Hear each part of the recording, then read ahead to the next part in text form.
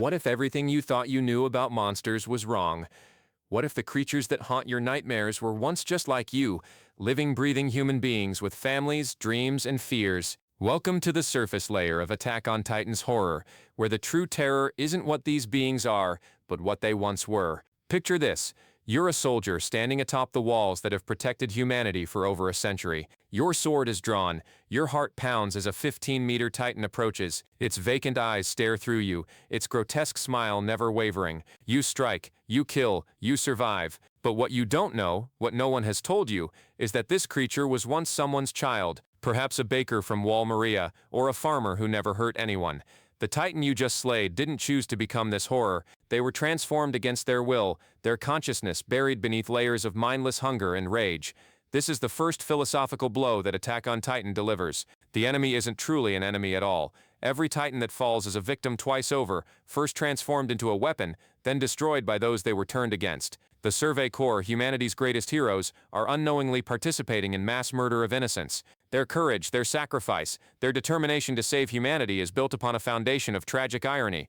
But the horror runs deeper than individual transformations. Consider the walls themselves, these massive structures that have defined human civilization for generations. Families have lived their entire lives in the shadow of Wall Maria, Wall Rose, and Wall Sina. Children have grown up touching these stones, climbing them, finding comfort in their permanence. The walls represent safety, civilization, the boundary between the known and the monstrous unknown.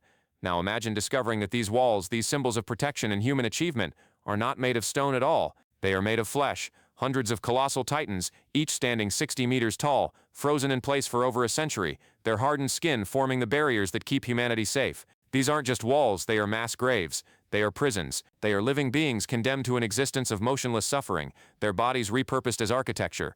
The philosophical weight of this revelation is staggering. Humanity's greatest achievement, their salvation, is built upon the sacrifice of countless unwilling victims. Every sunrise viewed from atop the walls, every peaceful moment in the interior, every celebration of their protected existence is happening literally on the backs of the transformed and enslaved. The walls don't just protect humanity from titans, they are titans. The distinction between protector and monster becomes meaningless. This architectural horror speaks to something deeper about the nature of civilization itself. How often do we build our comfort upon the suffering of others? How often do we mistake monuments of oppression for symbols of strength? The walls of Paradise Island become a metaphor for every society that has thrived while standing upon buried truths and hidden victims. But to understand how this systematic horror came to be, we must trace it back to its source, to a single moment of cruelty that echoes across 2,000 years of history. Her name was Ymir Fritz, and she was nothing special by the standards of her time. Just a slave, one among many in a tribal society where might made right and the weak existed to serve the strong. She was perhaps 13 years old when her life took a turn that would doom or define humanity forever.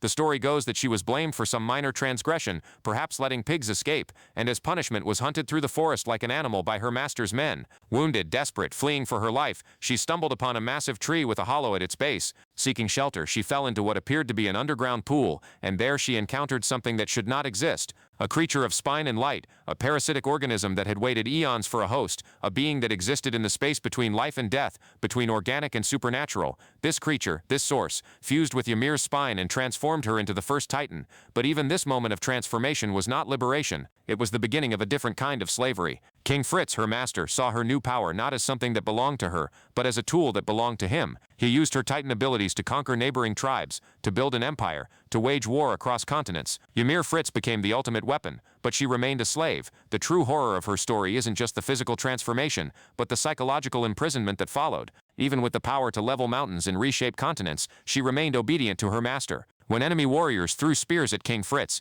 Ymir threw herself in front of them, using her body as a shield. She died protecting the man who had enslaved her, who had used her, who had never once treated her as human. But death was not the end of her torment. King Fritz, unwilling to lose his ultimate weapon, forced Ymir's 3 daughters to consume her corpse. Imagine the horror of that moment. 3 young girls, mourning their mother, commanded by their father to cannibalize her remains to inherit her power. This act of grotesque pragmatism ensured that the Titan abilities would continue, but it also established a precedent that would define the next 2 millennia. The consumption of parents by children became ritual. The power of the Titans was passed down through generations, not through natural inheritance, but through acts of forced cannibalism. Families were destroyed by the very power that was meant to strengthen them. Children grew up knowing they would either eat their parents or be eaten by their own offspring. The cycle of trauma became institutionalized, woven into the fabric of Eldian society. Ymir Fritz herself did not find peace in death. Her consciousness, her pain, her slavery continued in a realm beyond the physical world. For 2,000 years, she remained bound to the will of the royal bloodline, crafting every titan from sand and bone in a dimension where time has no meaning. Every transformation, every regeneration, every act of titan power required her labor. She became the ultimate slave, working endlessly to fulfill the desires of others, her own will completely subsumed. The philosophical implications of Ymir's story extend far beyond the narrative itself. She represents the foundation of systemic oppression, the moment when individual suffering becomes the bedrock of collective power. Her story asks uncomfortable questions about the nature of strength and civilization. How much of human progress is built upon the sacrifice of individuals who had no choice in the matter? How many of our institutions, our traditions, our sources of security depend upon buried acts of violence and coercion? The titans themselves become symbols of this dynamic. Each one is a person stripped of agency, transformed into an instrument of violence they cannot control. They are both victim and perpetrator, innocent and dangerous, human and monster. This duality makes them more terrifying than any traditional monster because they force us to confront the possibility that evil isn't always chosen, that sometimes it's imposed upon the unwilling. The walls, these massive barriers that define human geography, represent how societies build their identities around hidden traumas. The people of Paradise Island live their entire lives in the shadow of structures they don't understand, deriving comfort and meaning from barriers that are themselves monuments to suffering. They've built their culture, their politics, their sense of safety around the frozen bodies of the transformed and enslaved. This creates a philosophical paradox at the heart of their civilization. Their greatest achievement is their greatest crime. Their source of safety is their source of horror. Their protection comes from perpetrating the very injustice they seek to escape. The walls don't just keep the titans out, they keep the truth in. Every day that passes in peaceful ignorance is another day that hundreds of colossal titans remain frozen in their architectural prison. The horror deepens when we consider the cyclical nature of this system. The power that created the walls requires the continuation of the Titan curse, which means more transformations, more victims, more innocent people condemned to become monsters. The safety of the few depends upon the suffering of the many, and that suffering must be renewed generation after generation to maintain the status quo. King Fritz's manipulation of Ymir Fritz becomes the template for how power operates in this world. He didn't just enslave her body, he enslaved her sense of purpose. He convinced her that her suffering served a greater good, that her sacrifice protected something valuable, that her pain had meaning. This psychological manipulation is perhaps more horrifying than any physical torture, because it makes the victim complicit in their own oppression. The three daughters consuming their mother's corpse becomes the original trauma that echoes through every subsequent generation. It establishes that love and violence are inseparable in this world, that family bonds can be weaponized, that the most intimate relationships can become sources of horror. Children learn to see their parents not just as caregivers but as future meals, and parents learn to see their children not just as legacies but as eventual consumers of their flesh. This cannibalistic inheritance system creates a society where death is never final, where the past literally lives on in the bodies of the present, where individual identity becomes subsumed into a collective organism that spans centuries. The Titan shifters don't just inherit power, they inherit memories, personalities, and traumas. They become vessels for the accumulated suffering of everyone who held their position before them. The 13-year curse that limits each Titan shifter's lifespan adds another layer of horror. Every person who receives this power knows they have exactly 13 years to live, that their life will be cut short at the moment when they've finally gained the experience and wisdom to use their abilities effectively. This creates a society of living ghosts, people who are simultaneously more powerful than any human in history, and more doomed than any terminal patient. The curse ensures that no Titan shifter can accumulate enough personal power to challenge the system that created them. They die just as they're reaching their full potential, just as they might begin to question the structures that govern their existence. This built-in obsolescence prevents any individual from becoming strong enough to break the cycle of trauma and oppression. But perhaps the most profound horror is how normal all of this becomes. The people of Marley casually discuss turning Eldians into Titans as if they're talking about livestock.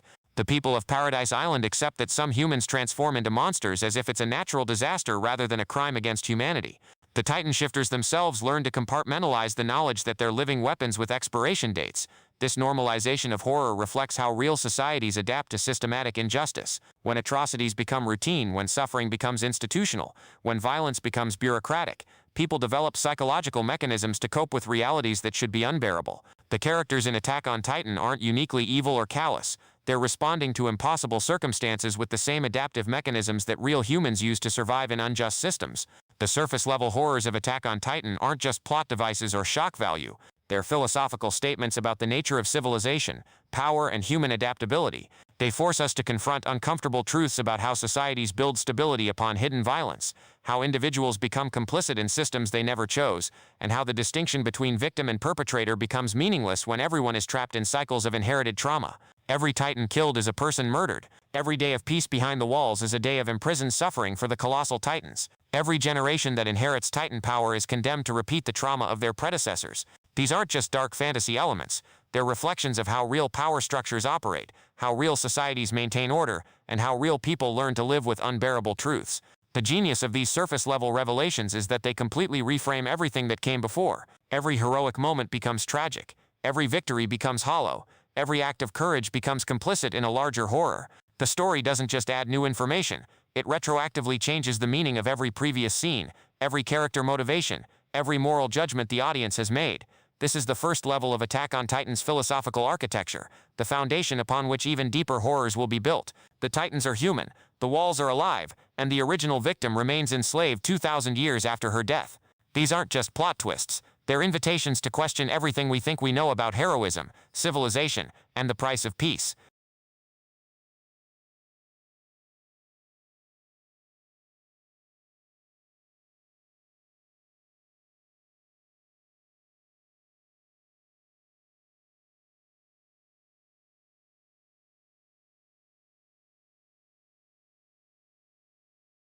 What happens when the stories we don't tell become more devastating than the ones we do?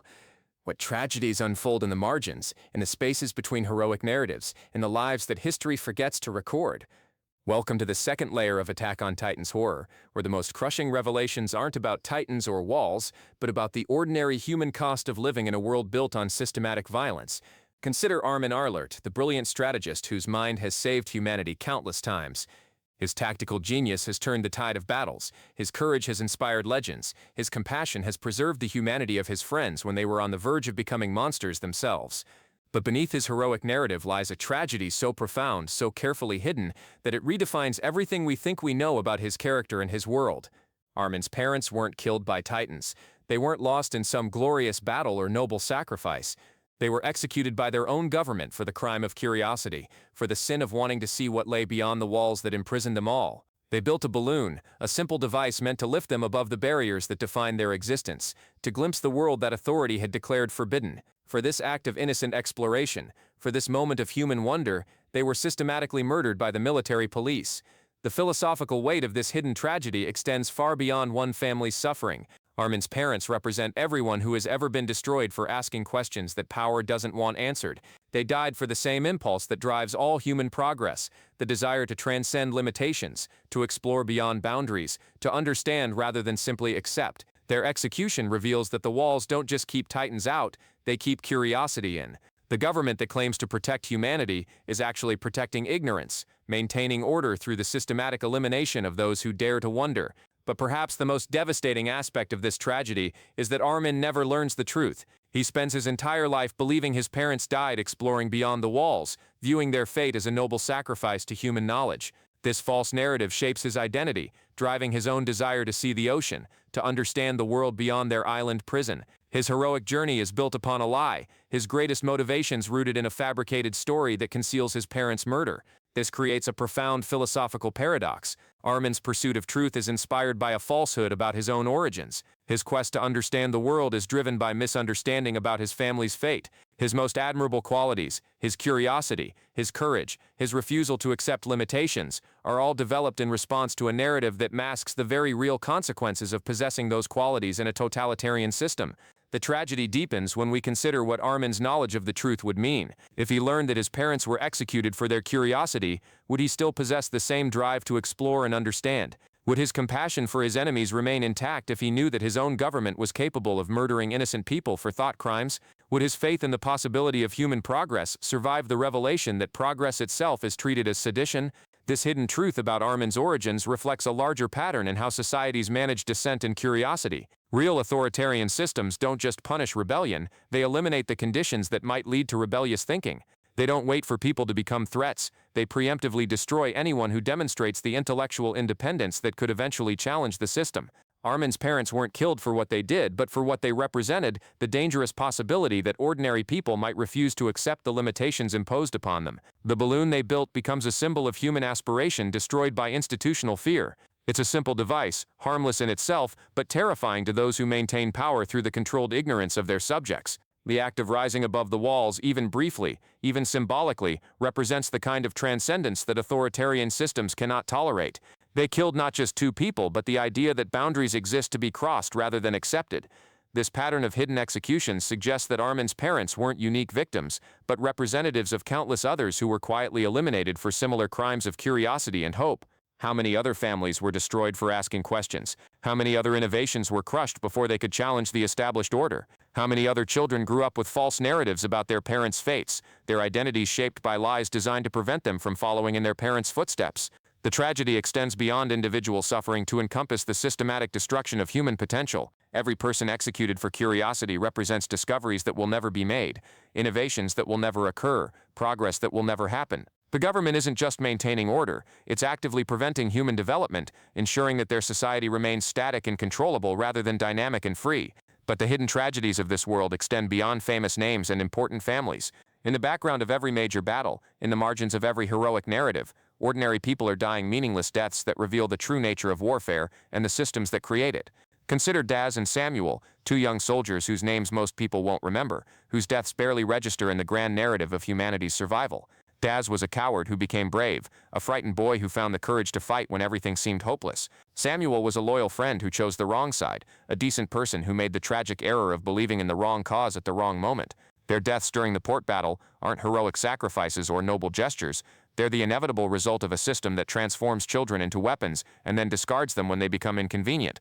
The philosophical horror of their deaths lies not in their dramatic circumstances, but in their fundamental meaninglessness.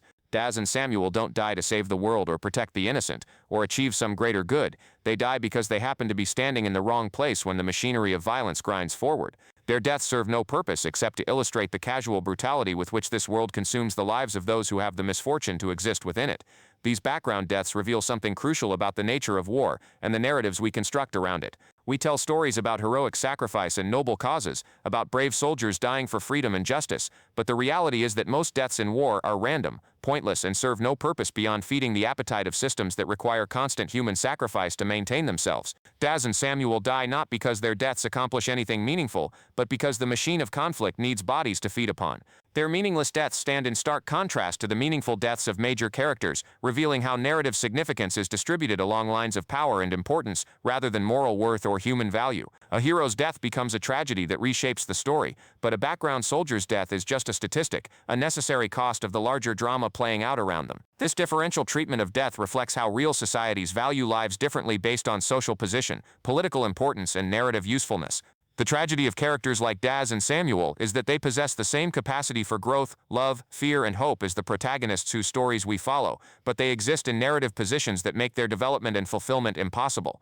They're condemned to remain background figures not because they lack depth or complexity, but because the systems they exist within don't allow for their full humanity to be expressed or recognized. This creates a philosophical meditation on the nature of importance and meaning in human life. What makes one person's death tragic while another's is merely statistical? What determines whose story gets told and whose remains hidden? How do we assign moral weight to suffering when the systems that create that suffering treat all victims as equally disposable? But perhaps the most profound hidden tragedy in this narrative is the transformation of Floke Forster, a character whose evolution from coward to fanatic illustrates how trauma and survival can corrupt the human spirit in ways that are both understandable and horrifying. Floke begins as a minor character, a new recruit who openly admits his fear, who joins the Survey Corps not out of noble dedication but because he was essentially conscripted into service.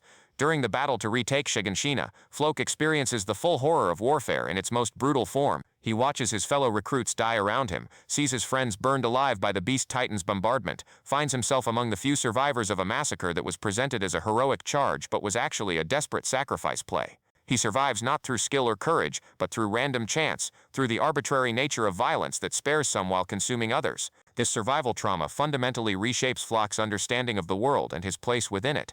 He emerges from the battle with a new philosophy, one built around the harsh reality that survival is the only meaningful victory, that noble ideals are luxuries that the living can't afford, that the only choice is between being predator or prey. His transformation isn't sudden or inexplicable, it's the logical result of experiencing the true nature of the world he inhabits. Flock becomes a Jaegerist, not because he's inherently evil or because he enjoys violence, but because he's learned that the alternative to fanatical commitment is random death. He's seen what happens to people who maintain their moral complexity in a world that demands absolute dedication to survival. They get burned alive while charging toward impossible odds. They become statistics in someone else's heroic narrative. They die meaninglessly while others take credit for their sacrifice. His fanaticism is a defense mechanism against the randomness and meaninglessness he's witnessed.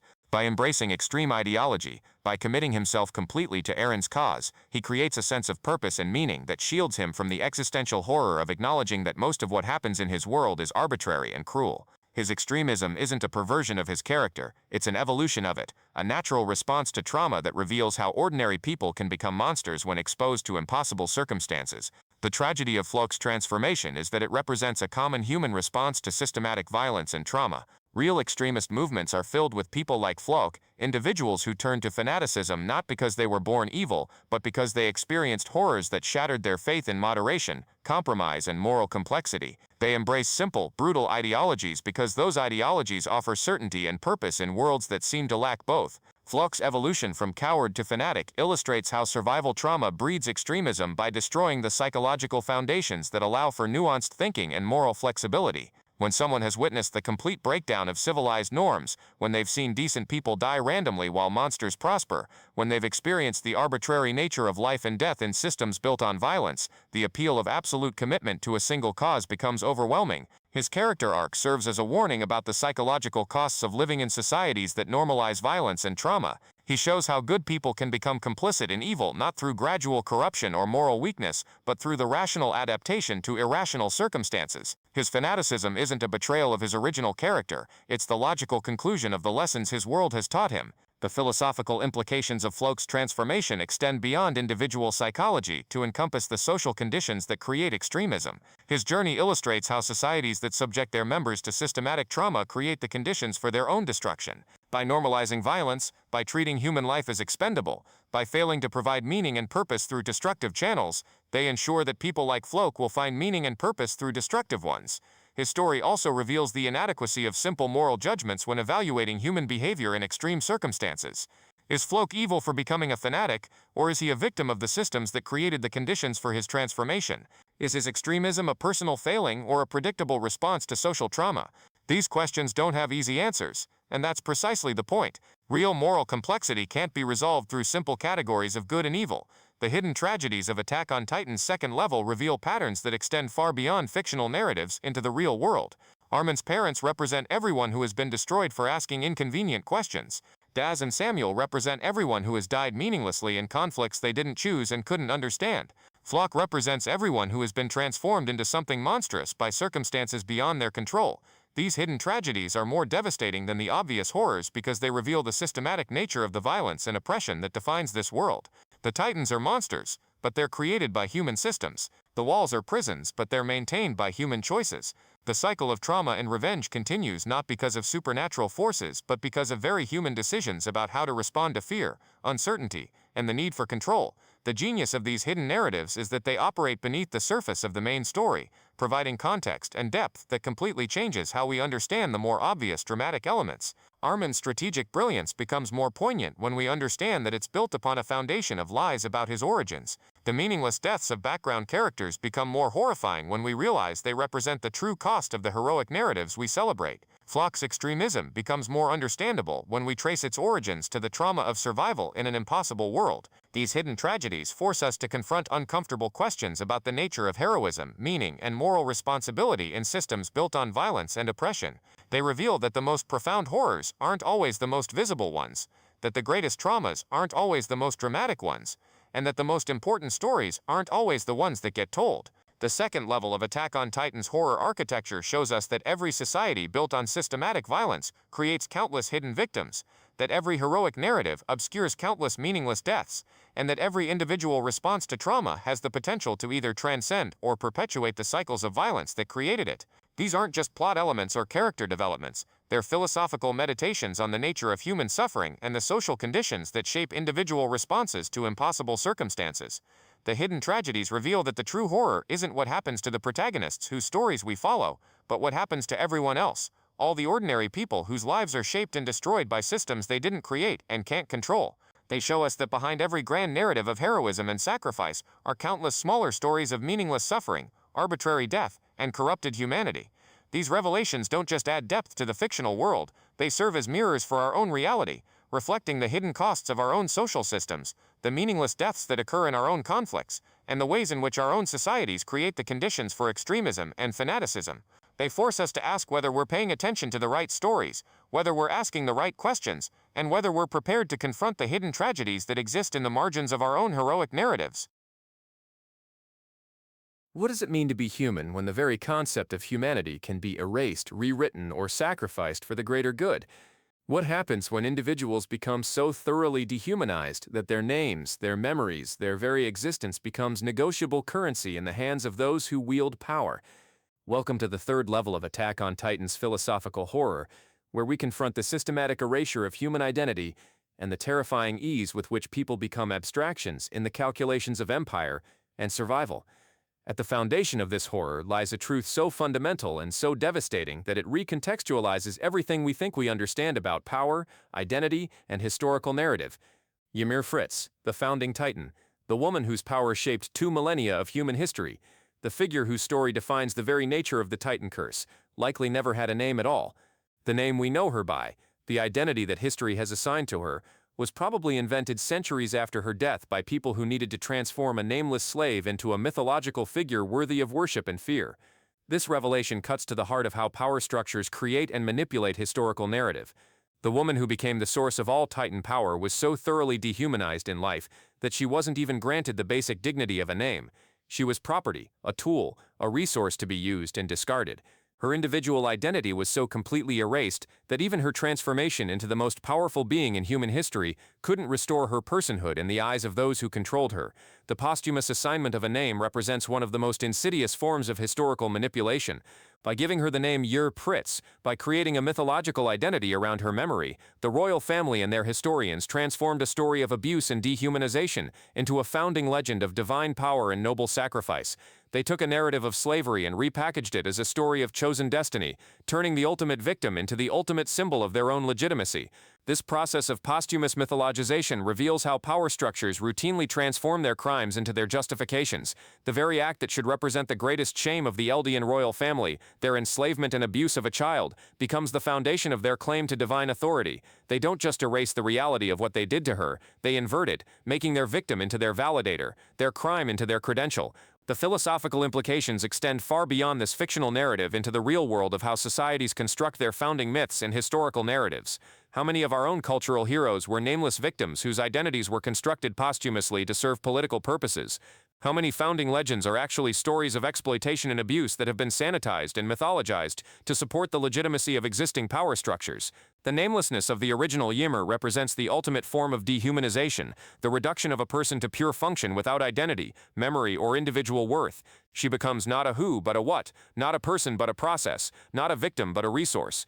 This transformation from person to function is the essential mechanism through which systematic oppression operates, the process by which human beings are converted into tools for the achievement of others' objectives. But the horror of dehumanization in Attack on Titan extends beyond historical mythology into the immediate reality of warfare and survival. The episodes known as Perfect Game and Hero represent some of the most brutal examinations of how human life becomes expendable when filtered through the logic of military necessity and strategic calculation.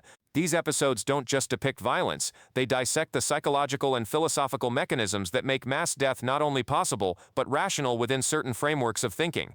Perfect Game presents us with Zeke Yeager's methodical destruction of the Survey Corps through a campaign of calculated terror that treats human beings as pieces in a strategic game. The title itself reveals the philosophical framework at work, the transformation of mass murder into a form of play, the reduction of human suffering to a scoring system where success is measured by the efficiency of killing.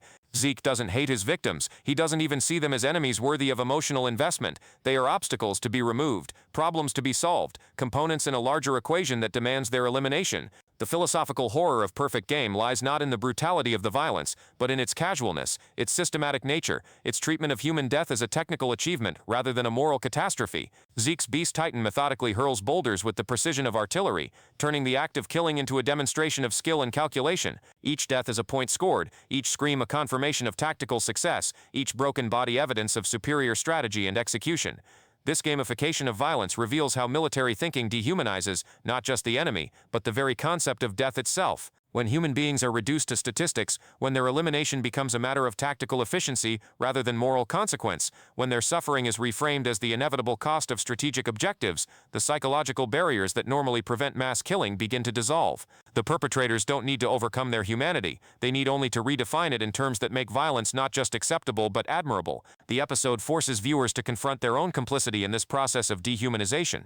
We watch the Survey Corps soldiers die not as individuals with names, histories, and relationships, but as members of a military unit whose tactical failure leads to their elimination. The narrative structure encourages us to analyze their deaths in terms of strategic outcomes rather than human loss, to evaluate their sacrifice in terms of its contribution to larger objectives rather than its cost in individual suffering.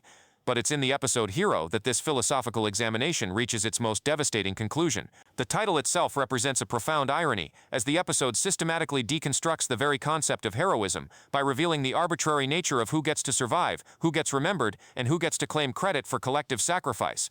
The suicide charge of the Survey Corps represents not heroism but desperation, not noble sacrifice but the calculated expenditure of human life in service of a strategy that offers only the slimmest possibility of success. Erwin Smith's leadership during this sequence reveals the terrifying psychology of command in impossible circumstances.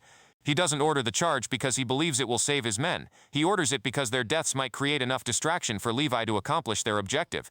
The soldiers don't charge because they believe they'll survive. They charge because they've been convinced that their deaths will have meaning if they contribute to a larger victory. The philosophical weight of this moment lies in its exploration of how meaning is constructed around death and sacrifice. The soldiers find the courage to die not because death itself has inherent value, but because they've been given a narrative framework that transforms their deaths into contributions to a cause larger than themselves. They don't overcome their fear of death, they overcome their fear of meaningless death by accepting a story that makes their dying purposeful. But the episode reveals the arbitrary nature of this meaning-making process. The soldiers who die in the charge are no less brave than those who survive, no less worthy of life, no less deserving of future happiness and fulfillment. Their deaths become meaningful only because others survive to remember them, only because their sacrifice contributes to tactical objectives that extend beyond the moment of their dying. The meaning of their deaths is not inherent to the deaths themselves, but constructed by the survivors who must live with the consequences of their loss. Armin's near-death experience during this sequence represents the ultimate test of these philosophical questions about sacrifice and meaning.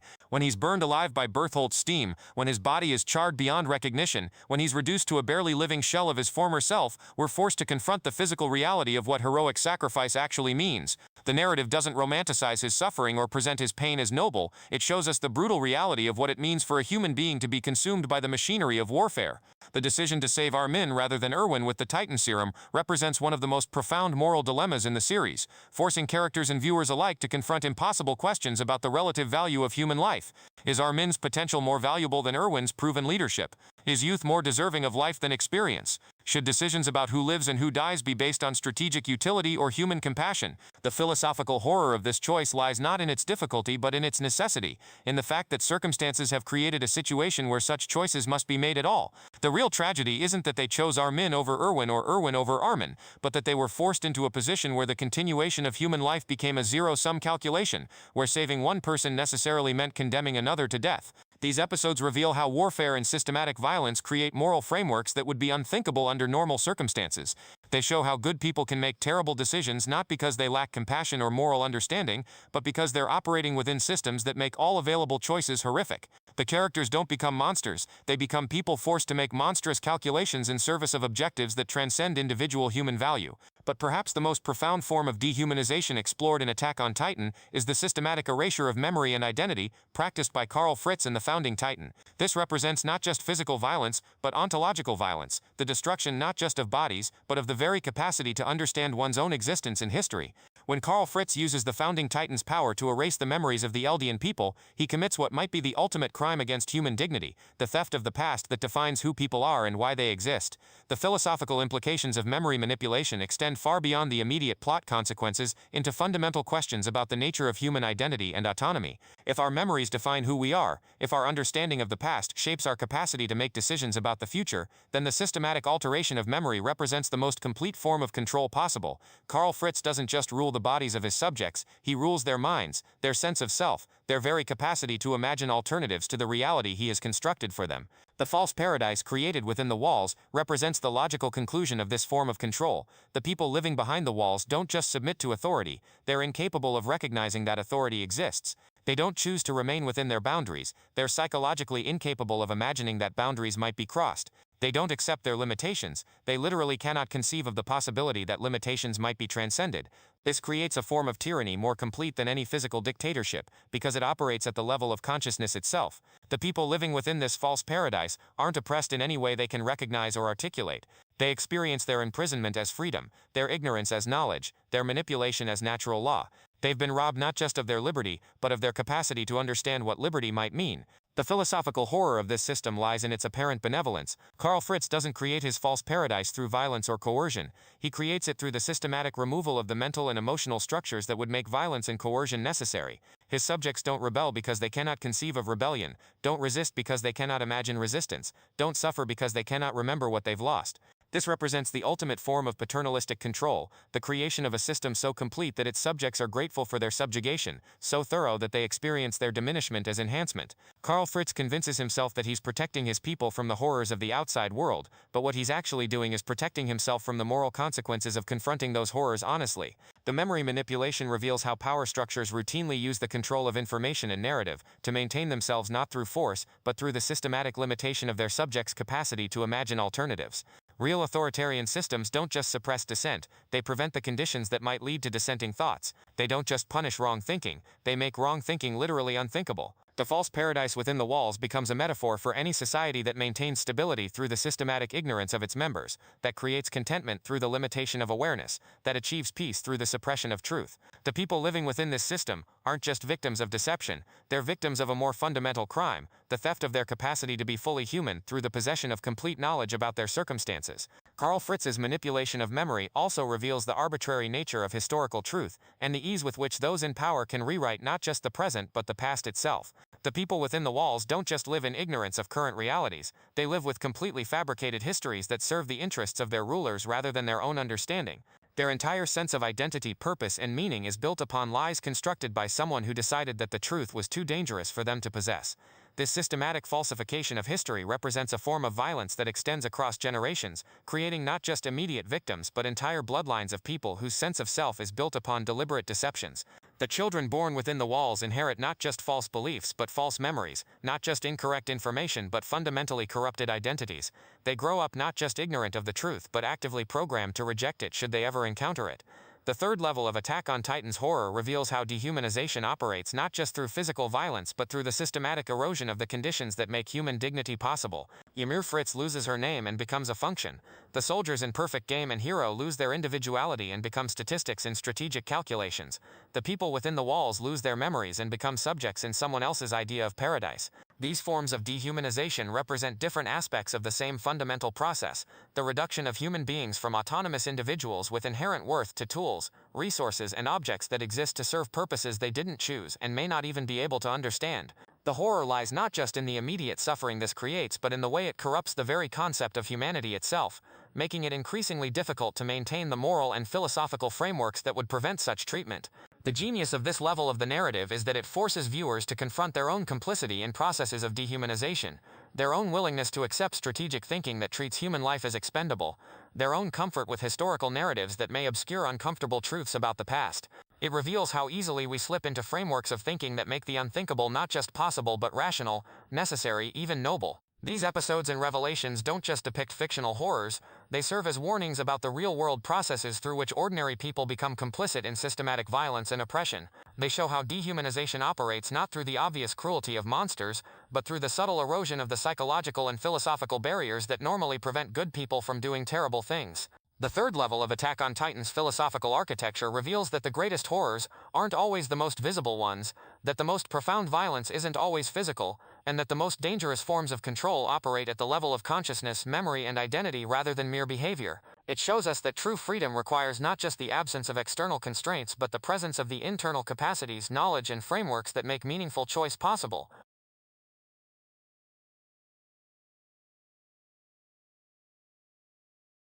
What if everything we think we understand about human agency, free will, and the nature of reality itself is nothing more than an elaborate illusion? What if the entire struggle for freedom, the conflicts between nations, the moral agonies over right and wrong, are merely the observed behaviors of specimens in a cosmic experiment conducted by intelligences so alien that their purposes remain forever beyond human comprehension? Welcome to the sixth and final level of Attack on Titan's horror, where we abandon the familiar territories of human conflict and moral complexity to confront the possibility that humanity itself exists within a framework of manipulation and observation that transcends every category of understanding we possess.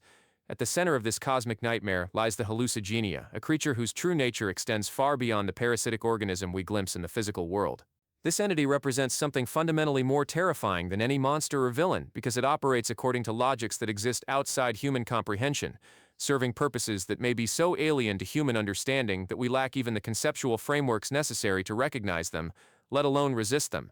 The hallucigenia embodies the purest form of Lovecraftian horror, the encounter with intelligence so foreign to human experience that contact with it threatens not just physical survival, but the very foundations of sanity and meaning. Unlike the Titans, which are recognizably corrupted versions of human beings, or the political systems that oppress and manipulate people, which operate according to understandable if twisted human motivations, the hallucigenia exists in a category beyond both human and inhuman. It represents the genuinely alien, the absolutely other, the form of existence that shares no common ground with human consciousness or purpose. Its very presence in the world suggests that human beings have never been the masters of their own destiny, that our species has been shaped and guided by forces that exist so far beyond our understanding that we mistake their influence for natural law.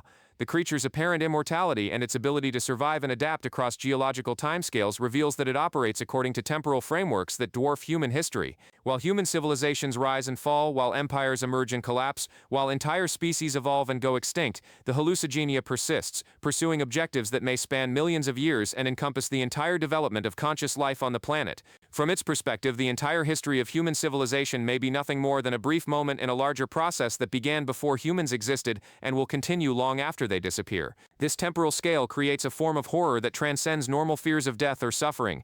It's not just that human beings are mortal and temporary, but that human existence may be so brief and insignificant from the hallucigenia's perspective that our entire species represents nothing more than a fleeting phenomenon, a temporary configuration of matter and energy that serves purposes we cannot understand before dissolving back into whatever larger patterns the creature is attempting to achieve. The hallucigenia's relationship with Titan powers suggests that what humans experience as supernatural abilities may actually be natural functions of a biological system that exists on scales and operates according to principles that human science cannot yet comprehend. The coordinate, the power to transform humans into titans, the ability to manipulate memory and consciousness, these may not be mystical forces but expressions of biological capabilities that the creature possesses naturally, technologies so advanced that they appear magical to minds that lack the conceptual frameworks necessary to understand them. This creates the terrifying possibility that human beings have been unconsciously participating in processes that serve the hallucigenia's purposes without ever recognizing the nature of their participation. Every use of Titan power, every transformation, every manipulation of memory and consciousness may be data points in an experiment, contributions to a research project, or components in a construction process that the creature is conducting across centuries or millennia. Humanity may be simultaneously the subject and the instrument of investigation, both the thing being studied and the tool being used to conduct the study. The creature's apparent ability to influence human consciousness and behavior through the path's dimension suggests that the boundary between individual human will and external manipulation may be far more porous than we assume. If the hallucigenia can access and influence the path's realm, if it can shape the experiences and decisions of Titan shifters and coordinate holders, then what appears to be human choice may actually be the expression of alien will working through human agents who remain unaware of their manipulation. This raises profound questions about the nature of free will and moral responsibility in a world where human consciousness may be fundamentally compromised by external influence. Are the characters in this story making their own decisions, or are they following scripts written by an intelligence that exists beyond their perception? Is Aaron's choice to initiate the rumbling an expression of his own will, or is it the fulfillment of purposes that the hallucigenia has been pursuing for centuries? Do any of the moral struggles and ethical dilemmas that define human experience have genuine meaning, or are they merely the observed behaviors of subjects in an experiment they cannot comprehend? The cosmic horror deepens when we consider the possibility that time itself may not function according to human assumptions about causality and linear progression. The suggestion that Aaron sees the future because it has already happened, that his actions are not choices but observations of predetermined events, implies that reality operates according to temporal mechanics that transcend human understanding of cause and effect. If time is cyclical rather than linear, if the future influences the past as much as the past influences the future, then the entire concept of human agency becomes meaningless. This temporal paradox creates a form of determinism so complete that it eliminates not just the possibility of changing outcomes, but the very concept of choice itself. In a cyclical time system, Aaron doesn't choose to initiate the rumbling. He discovers that the rumbling has already occurred, and that his role is to be the instrument through which predetermined events unfold. His memories of the future are not visions of what might happen, but recordings of what has already been completed in temporal dimensions that exist beyond linear experience. The horror of this temporal framework lies not just in its elimination of free will, but in its suggestion that suffering and trauma are eternal, that the pain experienced by every character in the story is not temporary, but cyclical, repeating endlessly across temporal loops that stretch beyond human comprehension. Every death, every betrayal, every moment of agony is not a singular event but an eternal recurrence, a pattern that repeats forever because it exists outside the linear time that would allow for resolution or escape. This creates a form of existential horror that transcends normal categories of tragedy and hope. If time is cyclical, if events repeat eternally, if the future has already happened and the past continues to influence the present, then every attempt to improve conditions or reduce suffering is futile. The characters are not struggling toward better futures but cycling through predetermined patterns that will repeat regardless of their efforts or intentions. The cyclical time theory also suggests that the hallucigenia's influence extends beyond spatial manipulation into temporal control. If the creature exists outside linear time, if it can perceive and influence events across multiple temporal cycles, then its manipulation of human history may be even more complete than we imagine. It may not just be shaping individual decisions and events, but orchestrating entire historical cycles, ensuring that certain patterns repeat across different temporal iterations regardless of the specific choices made by individual human agents. But perhaps the most disturbing possibility revealed at this level of horror is that the entire world of Attack on Titan, the island of Paradis itself, may be an artificial construct designed for observation and experimentation. The terrarium theory suggests that what the characters experience as their natural world may actually be a controlled environment, a laboratory designed to facilitate the study of human behavior under specific conditions of isolation, threat, and manipulation. Consider the suspicious perfection of Paradis Island's ecosystem. Despite being isolated from the rest of the world for over a century, despite housing 3 enormous walls filled with titans, despite the relatively small human population, the island maintains a remarkably balanced and sustainable environment. The forests are healthy, the wildlife is diverse, the soil remains fertile, the climate is stable. This level of ecological stability seems improbable for a natural system, especially one that has been isolated and subject to the extraordinary stresses that define life on Paradis. The geometric perfection of the walls themselves suggests artificial construction rather than natural formation. 3 perfect circles, each centered on the others, each containing exactly the right number of colossal titans to form continuous barriers, each positioned to create optimal living conditions for the human population within. The mathematical precision of this arrangement seems too perfect to be accidental, too symmetrical to be the result of natural processes, or even human planning given the limited resources available to the people who supposedly constructed them. The island's fauna and flora also display characteristics that suggest artificial selection and management rather than natural evolution. The horses are perfectly suited for the Survey Corps' needs. The trees in the giant forest are precisely the right size and distribution to facilitate 3-dimensional maneuvering gear. The rivers and lakes are positioned to provide optimal resource distribution for human settlements. Every aspect of the island's environment seems designed to support human survival, while providing the challenges and obstacles necessary to drive technological and social development. This suggests that Paradise Island may be a carefully constructed terrarium, an artificial ecosystem designed to provide optimal conditions for observing human behavior under controlled circumstances. The titans outside the walls serve as a selective pressure that drives innovation and cooperation. The walls themselves provide security, while limiting expansion, and the island's resources are sufficient to support population growth without allowing for the development of technologies that might threaten the integrity of the experimental environment. If this theory is correct, then the entire history of human civilization on Paradise Island may be the observed behavior of subjects in a long-term experiment. Every struggle for survival, every technological innovation, every social development, every moral crisis may be a data point in a research project conducted by intelligences that exist so far beyond human understanding that the subjects remain completely unaware of their participation in the study. The giant forest of trees presents another layer of cosmic horror that transcends normal categories of natural and artificial. These trees are far larger than any known species, their growth patterns are geometrically perfect, their positions are precisely arranged to facilitate human movement, while providing hiding places for experimental subjects. But the most disturbing possibility is that these trees are not trees at all, but some form of Titan variant, ancient organisms that feed on Titan energy and serve as interfaces between the physical world and the path's dimension. The forest's position between the walls and the outside world, its role as a refuge and hiding place, its apparent immunity to Titan attacks, all suggest that it serves functions beyond those of a normal ecosystem.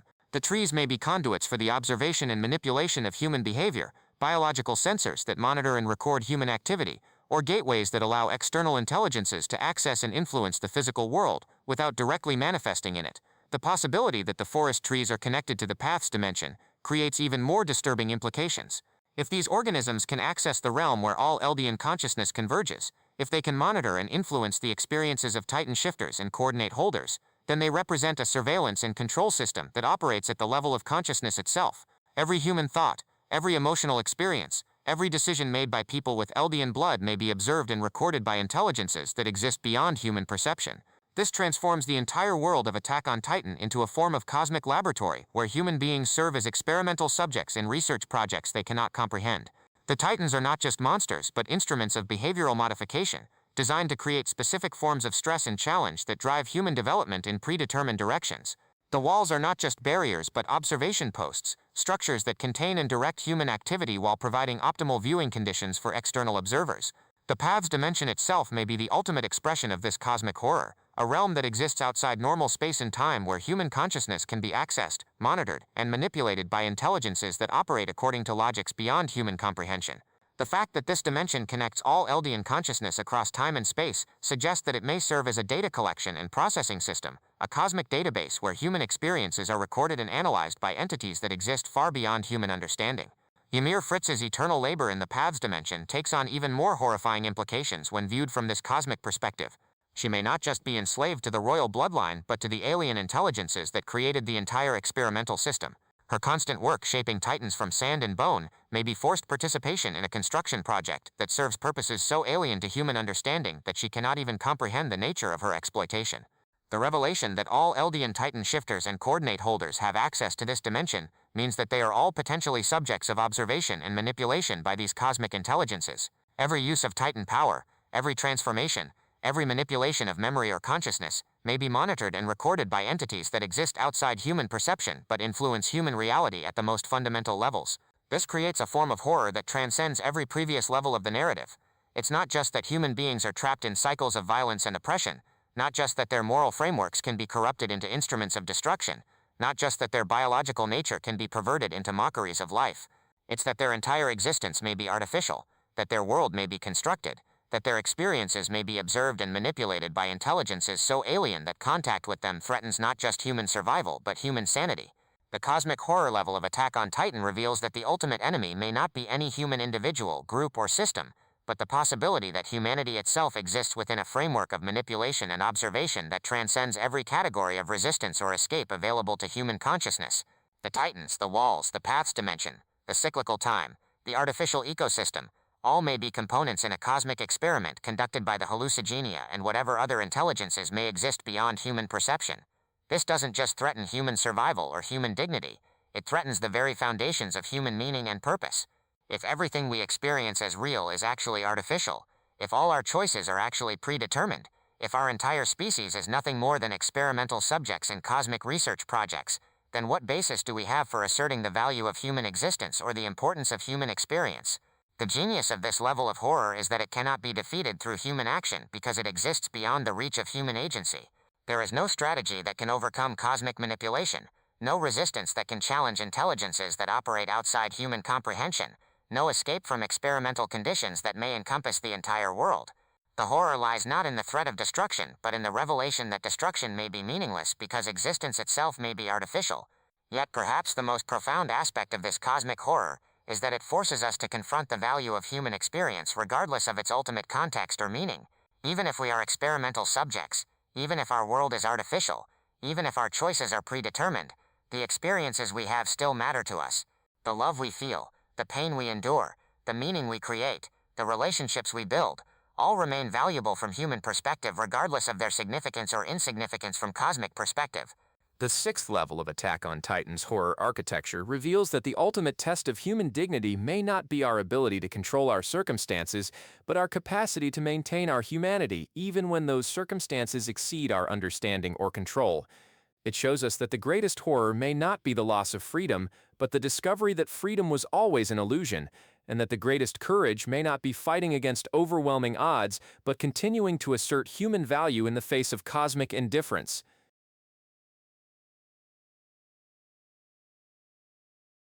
What if the greatest horror is not that terrible things happen, but that they must happen? What if every moment of suffering, every act of cruelty, every tragedy that shapes human existence is not random or avoidable, but necessary, predetermined, and inescapable? What if the most devastating revelation is not that life is meaningless, but that it has exactly the meaning it was designed to have, and that meaning is suffering?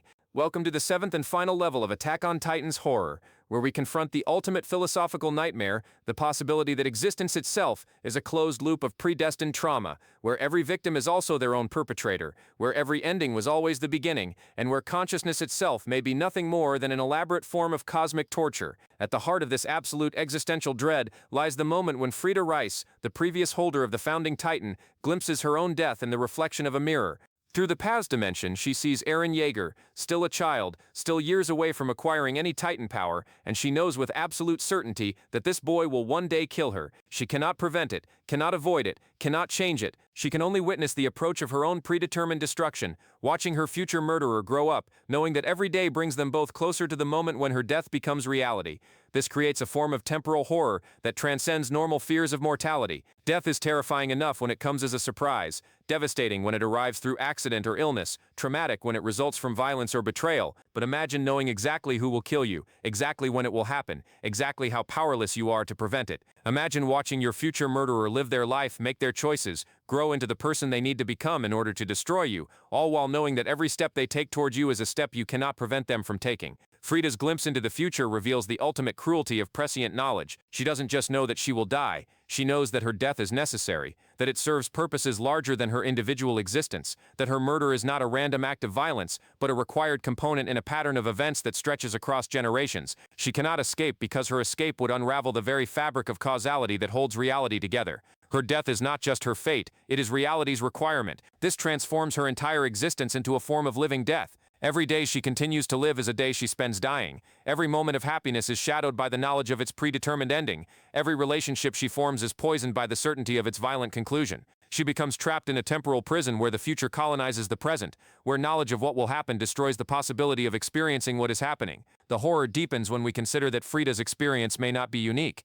If the Path's dimension allows access to future memories, if the holders of Titan powers can glimpse their own predetermined fates, then how many others have lived their lives knowing exactly how they would end? How many heroes have watched themselves become villains? How many victims have observed their own victimization? How many people have spent their entire lives dying slowly from the knowledge of their own predetermined destruction? But perhaps the most devastating revelation at this level of horror is the discovery that Eren Yeager killed his own mother. Through his control of the founding Titan's power, through his ability to manipulate past events via the Path's dimension, Eren directed Dina Fritz's pure Titan to ignore Bertholdt and instead destroy his childhood home, crushing Carla Yeager beneath the debris and creating the traumatic experience that would shape his entire worldview and drive his pursuit of freedom and revenge. This represents the ultimate paradox of causal manipulation. Eren becomes who he is because of his mother's death, but his mother dies because of who he becomes. The trauma that creates his character is caused by the character that the trauma creates. He is simultaneously the victim and the perpetrator of his own origin story, the product and the producer of his own motivating tragedy. The event that gives meaning to his life is the event that he himself causes. The wound that drives his actions is the wound that his actions inflict. The philosophical implications of this temporal loop extend far beyond individual psychology into fundamental questions about the nature of identity, causality, and moral responsibility. If Eren causes the trauma that creates his character, then who is responsible for his actions? Is he accountable for choices that result from experiences he himself orchestrated? Can someone be morally culpable for the consequences of their own victimization when they are also the agent of that victimization? This creates a form of moral horror that transcends normal categories of guilt and innocence. Eren is not just a victim who becomes a perpetrator, he is a perpetrator who creates his own victimization in order to justify his perpetration. He doesn't just repeat cycles of trauma and violence, he constructs those cycles, engineering his own suffering in order to possess the psychological justification necessary for inflicting suffering on others. He becomes the author of his own tragedy and then uses that tragedy as the foundation for even greater tragedies. The revelation also suggests that every person who influences Aaron's development, every mentor who guides him, every friend who supports him, every enemy who opposes him, may be unknowingly participating in a carefully orchestrated process designed to transform a child into an instrument of global destruction. His relationships are not organic developments but strategic manipulations. His growth is not natural evolution but artificial cultivation. His choices are not expressions of free will but predetermined responses to carefully arranged stimuli. This transforms the entire narrative into a form of cosmic manipulation, where every character becomes a tool in Aaron's construction of his own destiny. They don't just influence his development, they are influenced by his need for their influence. Their choices are shaped by his future manipulation of past events. Their decisions are determined by his requirement for specific outcomes. Their free will is subsumed into his temporal engineering of reality itself. But the horror reaches its ultimate expression in the possibility that Ymir Fritz herself may not have found peace in death but continues to exist in an endless cycle of reincarnation and suffering. The theory that she is reborn as Historia's child suggests that her 2,000 years of slavery in the Path's dimension was not the end of her torment, but merely one phase in an eternal cycle of exploitation and abuse that transcends individual lifetimes and encompasses multiple incarnations. If Ymir is reincarnated, she carries within her newborn consciousness the accumulated trauma of every moment she spent as a slave, every titan she shaped from sand, every command she obeyed against her will, every act of violence committed through her power. The innocent child is born already broken, already carrying wounds that predate her existence, already bearing the psychological and spiritual scars of experiences that occurred in previous incarnations. This creates a form of inherited trauma that extends beyond psychological influence into metaphysical causation. The child doesn't just grow up in the shadow of historical trauma, she is literally composed of that trauma, her consciousness built from the suffering of her previous incarnation. She cannot escape her past because her past is her present, cannot heal from her wounds because her wounds are her essence, cannot transcend her suffering because her suffering is her identity. The reincarnation theory also suggests that the cycle of Titan power and its associated trauma is not limited to the 13-year curse or even to the existence of the Path's dimension. It implies that the fundamental patterns of exploitation and abuse that define the Titan system may be eternal, transcending individual lives and persisting across incarnations. Ymir may be doomed to experience endless variations of the same basic trauma, dying and being reborn only to suffer the same essential forms of slavery and exploitation in each new life. This transforms the entire Titan curse from a historical phenomenon into a metaphysical constant, from a temporary aberration into an eternal principle of reality. The suffering is not something that can be ended through human action or moral progress, it is something that will persist regardless of political changes or social developments, because it exists at the level of fundamental reality rather than contingent circumstances. But perhaps the most profound source of existential dread is the possibility that the Titan power itself originates from beyond Earth, that the hallucigenia is not a terrestrial organism, but an alien presence that has fundamentally altered the nature of reality on this planet. If the creature comes from outside our world, if it operates according to principles that transcend terrestrial biology and physics, then its influence may extend far beyond the creation of Titans into the basic structure of space, time, and consciousness itself. The alien origin theory suggests that human beings have never experienced genuine reality, that their entire evolutionary development has been shaped by the presence of extraterrestrial intelligence, that their capacity for consciousness itself may be a product of alien intervention rather than natural selection. The hallucigenia doesn't just grant Titan powers, it fundamentally alters the nature of biological existence, making possible forms of life and consciousness that would be impossible under normal terrestrial conditions. This creates a form of ontological horror that challenges the basic assumptions about the nature of existence itself. If human consciousness is a product of alien manipulation, if human biology has been fundamentally altered by extraterrestrial influence, if human reality operates according to principles imposed by non-terrestrial intelligence, then what does it mean to be human? What aspects of human experience are genuine products of terrestrial evolution, and what aspects are artificial constructions created by alien intervention? The possibility that reality itself has been warped by alien presence suggests that human beings cannot trust their most basic perceptions and understandings of the world. The laws of physics that seem to govern their universe may be artificial constructions, the biological processes that sustain their lives may be alien technologies, the consciousness through which they experience existence may be a form of extraterrestrial software running on biological hardware that was never designed to support it.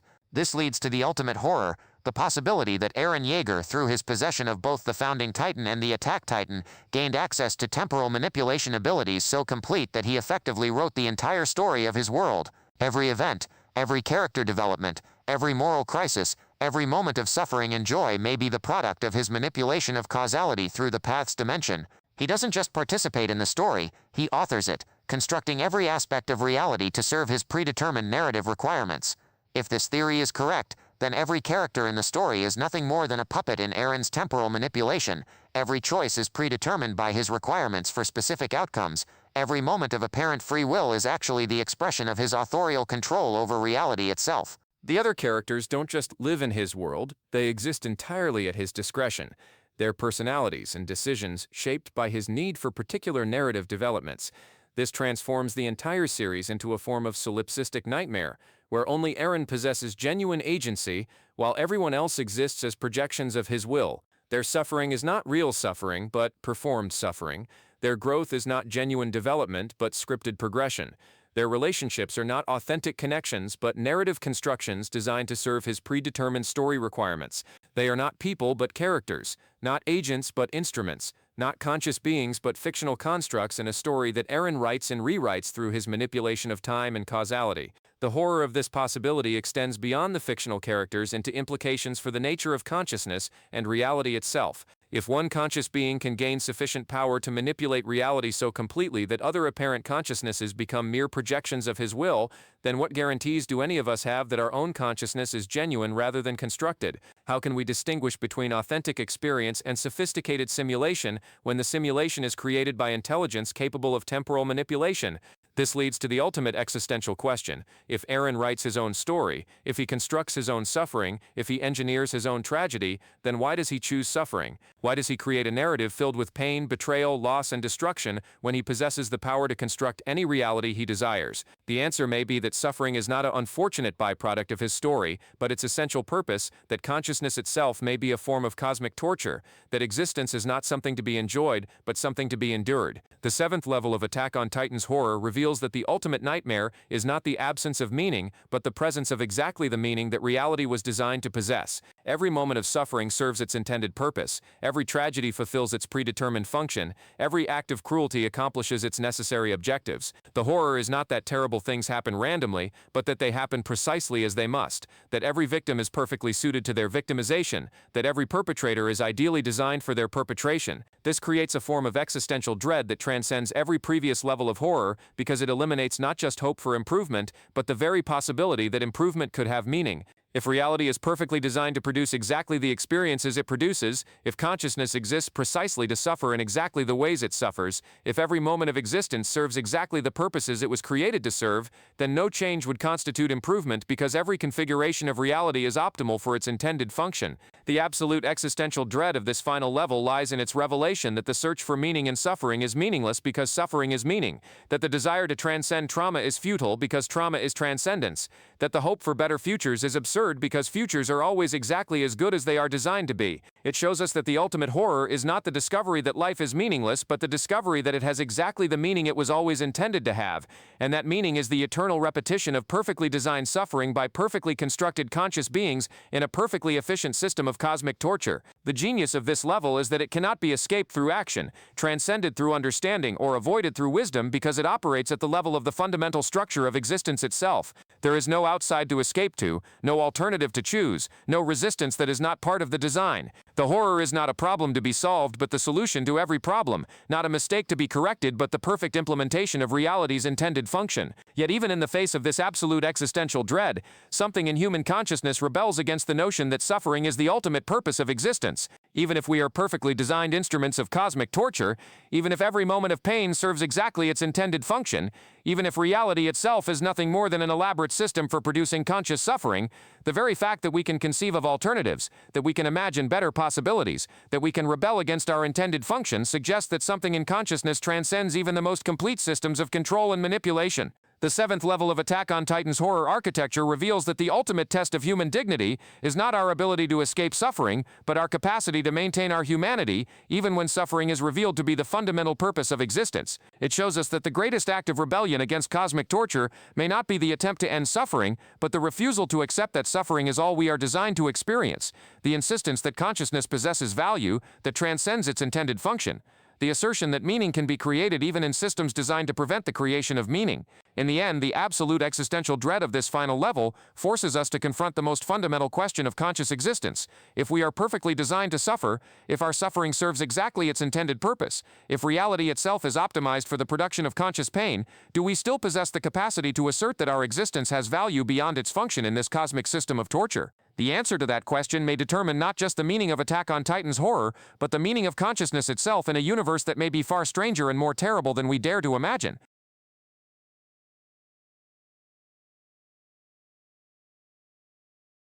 What happens when the machinery of violence scales beyond individual tragedy, beyond national conflict, beyond even continental war, and becomes a force of planetary annihilation?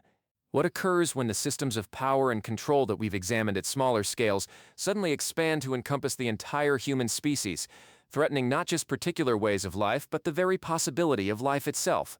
Welcome to the fourth level of Attack on Titan's horror, where we confront the ultimate logical conclusion of every philosophical framework we've explored, the moment when all human systems collapse into a single, overwhelming question: does humanity deserve to survive? The rumbling represents more than a military operation or even an act of genocide. It represents the weaponization of geological time itself, the transformation of the planet's surface into an instrument of species-level extinction. When Eren Yeager activates the coordinate and sets millions of colossal titans marching across the world, he doesn't just declare war on enemy nations or hostile governments. He declares war on the concept of human civilization, on the very idea that people can coexist on the same planet. The true scale of this catastrophe defies comprehension through normal frameworks of understanding violence and death. Conservative estimates suggest that over 1.4 billion people die during the rumbling, but these numbers represent more than statistical casualties. They represent the systematic erasure of entire cultures, languages, histories, and ways of being human. Every colossal titan that marches across the landscape doesn't just kill individuals, it obliterates the accumulated knowledge, art, traditions, and relationships that those individuals carried within themselves. Consider what it means for a 60-meter-tall titan to step on a city. The physical mechanics of such destruction extend far beyond the immediate crushing of buildings and bodies. The heat generated by these massive forms literally incinerates the atmosphere around them, creating zones of superheated air that kill through suffocation and burning before the titans even arrive. The ground shakes with each footstep, causing earthquakes that collapse structures miles away from the actual path of destruction. The dust and debris thrown into the air create choking clouds that block out the sun and make breathing impossible across vast regions. But the horror extends beyond the physical mechanics of death into the psychological and social dimensions of witnessing planetary annihilation. Imagine being a person living in Marley or any other nation when the rumbling begins. You see the horizon fill with steam and smoke, you feel the ground shake beneath your feet, you hear the thunderous sound of millions of footsteps approaching. You know that you're about to die, but more than that, you know that everyone you've ever loved is about to die, that your entire way of life is about to be erased from existence, that your children will never grow up, that your stories will never be told, that your culture will never be remembered. The philosophical weight of this moment extends beyond individual death into collective extinction. The people who die in the rumbling aren't just losing their personal futures, they're witnessing the end of human future itself. They're experiencing not just their own mortality, but the mortality of every human project, every institution, every hope for progress or improvement or transcendence. They're watching the conclusion of human history itself, the final chapter in a story that began with the first conscious thought and ends with the last scream. This creates a form of existential terror that transcends normal fears of death and suffering. Death, under normal circumstances, is tragic but comprehensible. People die, but life continues. Communities are destroyed, but humanity persists. Even the most devastating wars and disasters leave survivors who can remember, rebuild, and learn. But the rumbling offers no such comfort. It promises not just death, but the end of memory, not just destruction, but the elimination of the possibility of recovery, not just loss, but the termination of all future possibility. The global nature of this catastrophe also reveals the ultimate inadequacy of all the political and philosophical frameworks that humans have developed to understand and manage conflict. National boundaries become meaningless when titans can walk across continents. Military power becomes irrelevant when the enemy is an unstoppable force of nature. Diplomatic solutions become impossible when the aggressor has already decided that coexistence is unacceptable. International law becomes a joke when the perpetrator possesses the power to destroy the entire international system. The rumbling exposes the fundamental fragility of human civilization, the degree to which all our institutions, technologies, and social structures depend upon the basic assumption that tomorrow will be possible. When that assumption is removed, when the future itself becomes unavailable, every human project reveals itself as temporary, contingent, and ultimately meaningless. The greatest cities, the most powerful armies, the most sophisticated governments, the most advanced technologies, all become equally helpless in the face of planetary annihilation. But perhaps the most profound horror of the rumbling lies not in its scale or its destructive power, but in its origin. This isn't a natural disaster or an alien invasion or even the result of human folly and miscalculation. This is the deliberate choice of someone who was once considered a hero, someone who fought to protect humanity, someone who embodied the very values that the rumbling destroys. Eren Yeager doesn't become a monster through corruption or madness or external influence. He becomes a monster through the logical application of the same protective instincts and moral frameworks that once made him heroic. This transformation reveals something terrifying about the nature of moral reasoning itself. Eren's decision to initiate the rumbling isn't irrational or inexplicable. It follows directly from his commitment to protecting his friends and his people, from his refusal to accept a world where those he loves must live in fear and subjugation.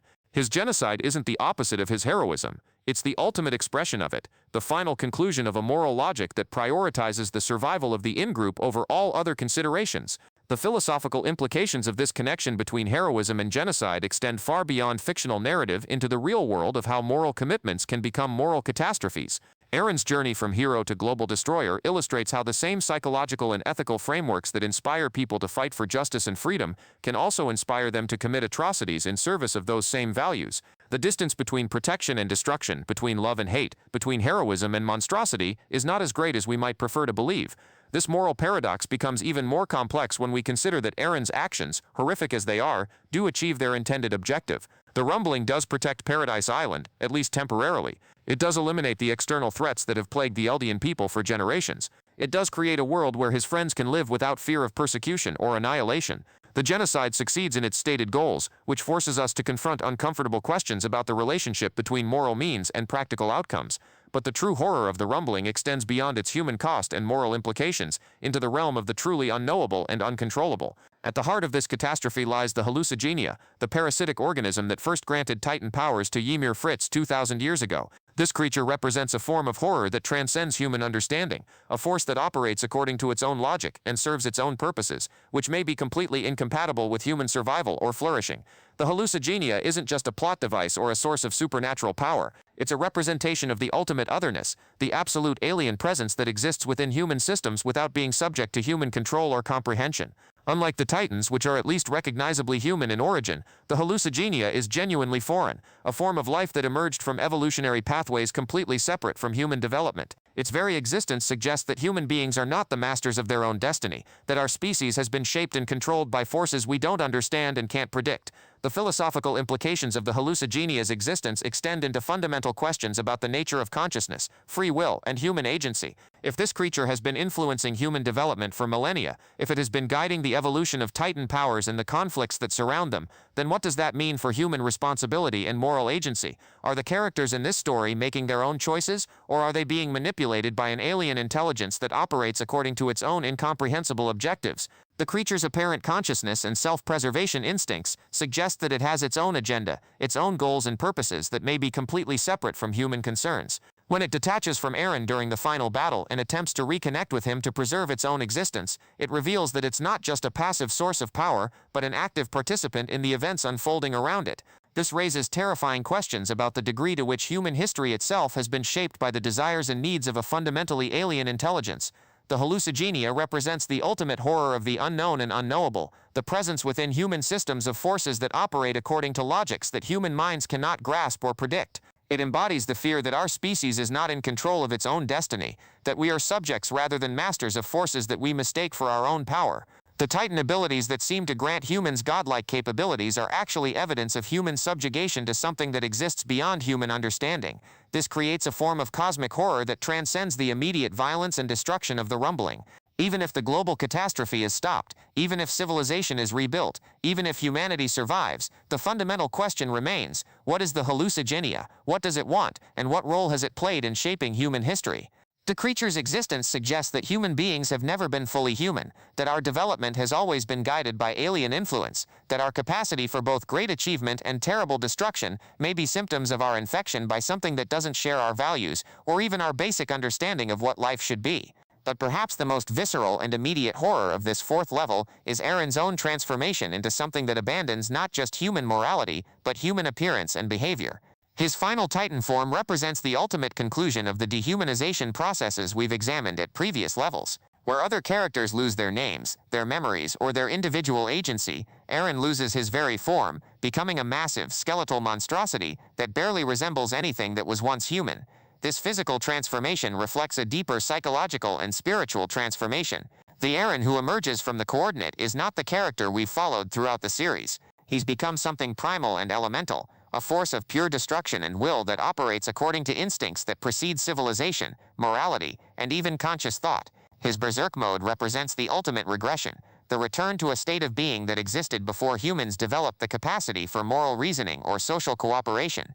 The horror of Eren's final form lies not just in its monstrous appearance, but in its complete abandonment of everything that makes human existence meaningful. He doesn't speak, doesn't reason, doesn't respond to appeals to his better nature or his love for his friends. He becomes a force of nature, as unstoppable and impersonal as an earthquake or a volcanic eruption. The person who once fought to preserve human dignity becomes something that exists beyond the possibility of dignity, beyond the reach of human connection or moral consideration. This transformation reveals the ultimate fragility of human identity and the ease with which the structures that define our humanity can collapse under sufficient pressure. Eren doesn't gradually become a monster through a series of compromises and corruptions. He undergoes a complete metamorphosis, emerging from his transformation as something that has no connection to his previous self except through the continuity of his physical form. The boy who once dreamed of freedom becomes a creature that can only destroy, that has no capacity for creation, growth, or positive change. The philosophical implications of this transformation extend into fundamental questions about the nature of human identity and the conditions under which it can be preserved or lost. If Eren can become something so completely alien to his original nature, what does that mean for the stability of human identity in general? Are we all potentially monsters, held back only by social conventions and moral training that can be stripped away under sufficient stress? Or does Eren's transformation represent something unique, a special vulnerability that most humans don't possess? His berserk mode also represents the ultimate failure of every philosophical and moral framework that the series has explored. The boy who once embodied the pursuit of freedom becomes a force that destroys freedom for everyone else. The character who once represented the possibility of human progress becomes an agent of human regression. The person who once fought against the systems that dehumanize people becomes the ultimate expression of dehumanization itself. This creates a profound sense of nihilistic horror, the suggestion that all human efforts to create meaning, purpose, and moral progress are ultimately futile in the face of the forces that exist within and around us. If someone like Eren, someone who possessed every virtue we associate with heroism and moral development, can become something so completely monstrous, then what hope is there for human civilization to transcend its own capacity for destruction? The global catastrophe level of Attack on Titan's horror reveals the ultimate logical conclusion of every system, philosophy, and approach to power that the series has examined. The Vikings' philosophy of taking what you want leads to taking everything.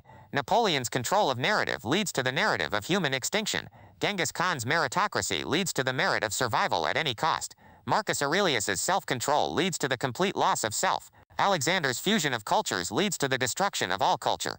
Each philosophical framework, when pushed to its absolute conclusion, reveals its own capacity for horror and destruction. The series doesn't just critique particular approaches to power and governance, it reveals the fundamental inadequacy of all human systems in the face of existential threats that transcend normal categories of political and moral understanding. The fourth level shows us that no human wisdom, no moral framework, no institutional structure is sufficient to prevent the ultimate catastrophe when the forces at work exceed human comprehension and control. The rumbling represents more than a military campaign or even a genocidal project. It represents the weaponization of time itself, the transformation of human history into an instrument of human extinction. Every step of the colossal titans doesn't just destroy present lives but eliminates future possibilities, doesn't just end individual stories but terminates the human story itself. The horror lies not just in the scale of immediate destruction but in the finality of what is being destroyed, the irreversible nature of what is being lost. This creates a form of temporal horror that transcends normal fears of death and suffering. The people who die in the rumbling aren't just losing their personal futures, they're witnessing the end of all human future. They're experiencing not just their own mortality, but the mortality of every human project, every institution, every hope for progress or improvement or transcendence. They're watching the conclusion of human history itself, the final chapter in a story that began with the first conscious thought and ends with the last scream. The global nature of this catastrophe also reveals the ultimate inadequacy of all the political and philosophical frameworks that humans have developed to understand and manage conflict. National boundaries become meaningless when titans can walk across continents. Military power becomes irrelevant when the enemy is an unstoppable force of nature. Diplomatic solutions become impossible when the aggressor has already decided that coexistence is unacceptable. International law becomes a joke when the perpetrator possesses the power to destroy the entire international system. But perhaps the most profound horror of this level is its revelation that the greatest threats to human existence don't come from external forces or natural disasters, but from the logical conclusions of human moral reasoning itself. Aaron's decision to initiate the rumbling isn't the result of madness or corruption or external manipulation.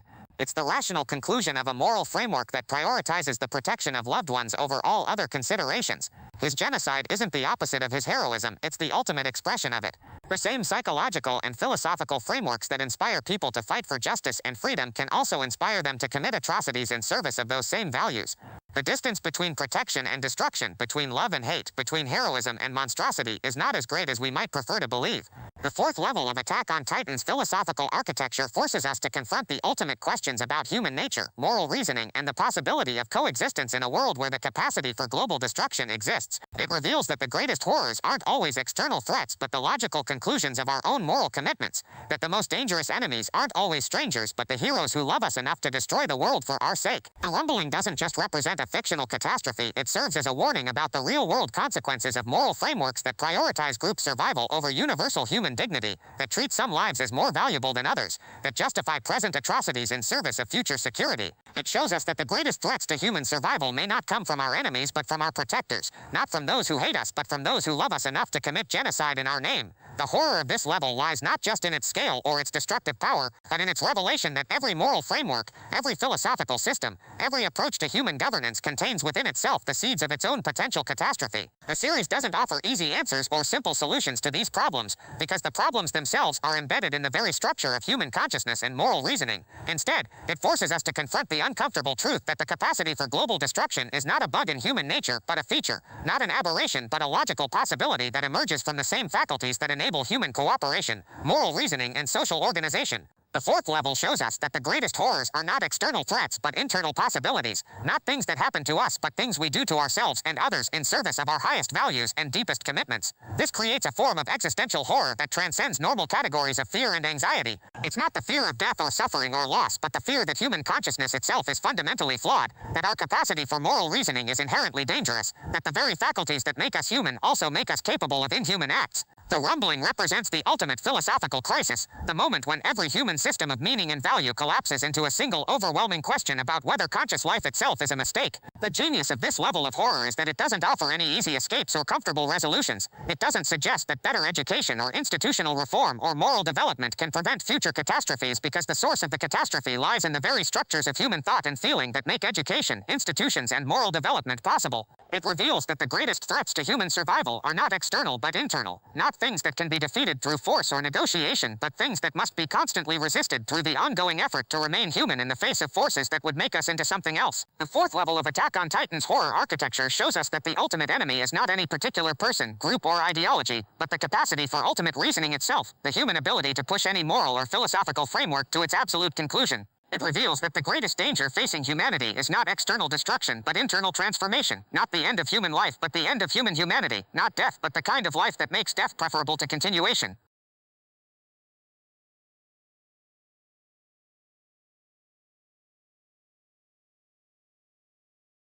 What happens when the most rational solution to human suffering is the elimination of humanity itself? What occurs when the most compassionate response to systematic oppression is the voluntary extinction of the oppressed? What does it mean when the kindest possible genocide is one that kills through kindness, that ends suffering by ending the possibility of future sufferers? Welcome to the fifth level of Attack on Titan's horror, where we confront moral frameworks so twisted yet so logically consistent that they force us to question not just individual ethical choices, but the very foundations of moral reasoning itself. At the heart of this level lies Zeke Yeager's euthanasia plan, a proposal so seductive in its apparent humanity, so reasonable in its stated objectives, so gentle in its proposed methods, that it represents perhaps the most insidious form of genocide ever conceived. Unlike the brutal efficiency of the rumbling or the naked aggression of traditional warfare, Zeke's plan presents itself as an act of mercy, a final gift to a people who have suffered too long and too deeply to ever find genuine peace in a world that will never accept their existence. The philosophical elegance of the euthanasia plan lies in its inversion of traditional genocidal logic, where other forms of systematic elimination rely on violence, hatred, and the dehumanization of victims. Zeke's approach emerges from what appears to be love, compassion, and a profound respect for Eldian humanity. He doesn't propose to kill Eldians because he views them as monsters or threats, but because he views them as victims whose suffering can only be ended through the gentle elimination of their capacity to perpetuate that suffering into future generations. This represents a form of moral reasoning that transcends simple categories of good and evil, revealing how the most destructive ideas can emerge not from hatred or selfishness, but from genuine concern for human welfare. Zeke's plan forces us to confront the terrifying possibility that love itself can become a weapon of annihilation, that compassion can justify atrocity, that the desire to end suffering can lead to the conclusion that existence itself is the problem that needs to be solved. The sterilization proposal operates through the systematic removal of reproductive capacity rather than the immediate elimination of existing life. This creates a form of genocide that appears bloodless, painless, and even voluntary. The current generation of Eldians would live out their natural lives in whatever peace they could manage to create, but they would do so with the knowledge that they are the last of their kind, that their bloodline ends with them, that their children will never know the burden of carrying Eldian identity in a world that treats it as a curse. The moral sophistication of this approach lies in its apparent respect for individual autonomy and dignity. Unlike traditional genocide, which treats victims as objects to be eliminated, the euthanasia plan treats Eldians as conscious agents capable of understanding and accepting their own extinction. It doesn't force immediate death upon them, but offers them the opportunity to choose peaceful extinction over perpetual suffering. It transforms genocide from an act of violence into what appears to be an act of collective suicide, a rational decision made by people who have weighed their options and chosen oblivion as preferable to continuation. But the philosophical horror of this plan extends far beyond its immediate implications for the Eldian people into fundamental questions about the nature of existence, suffering, and moral responsibility.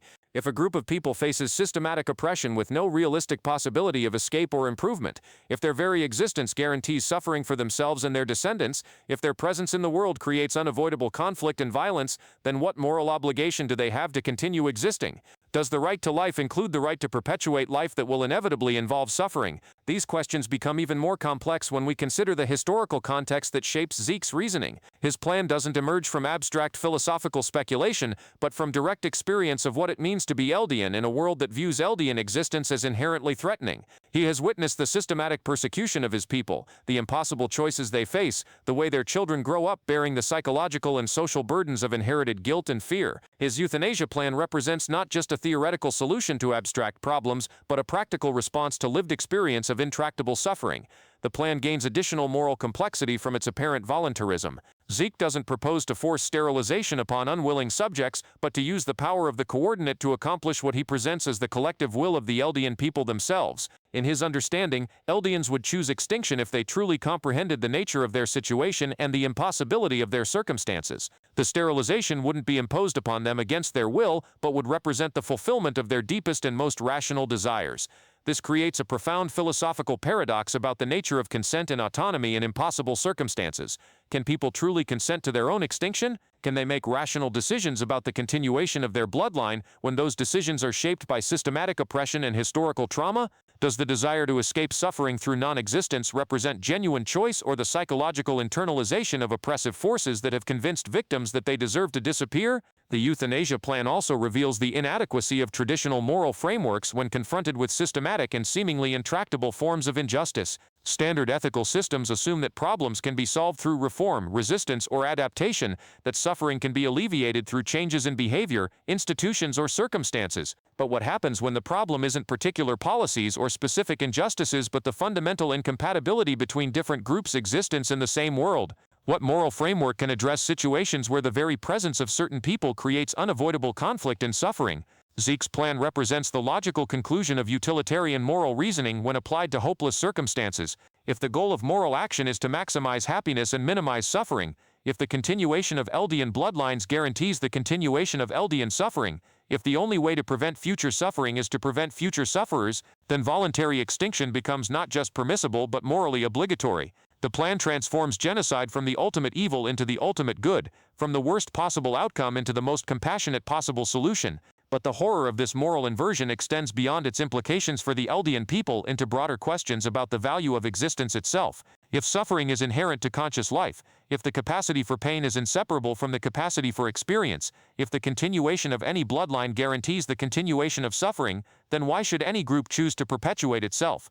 The logic that justifies Eldian extinction could equally justify human extinction, could equally justify the conclusion that consciousness itself is a mistake that should be corrected through the gentle elimination of conscious beings. This reveals how moral frameworks that prioritize the elimination of suffering over the preservation of life can lead to conclusions that negate the value of existence itself.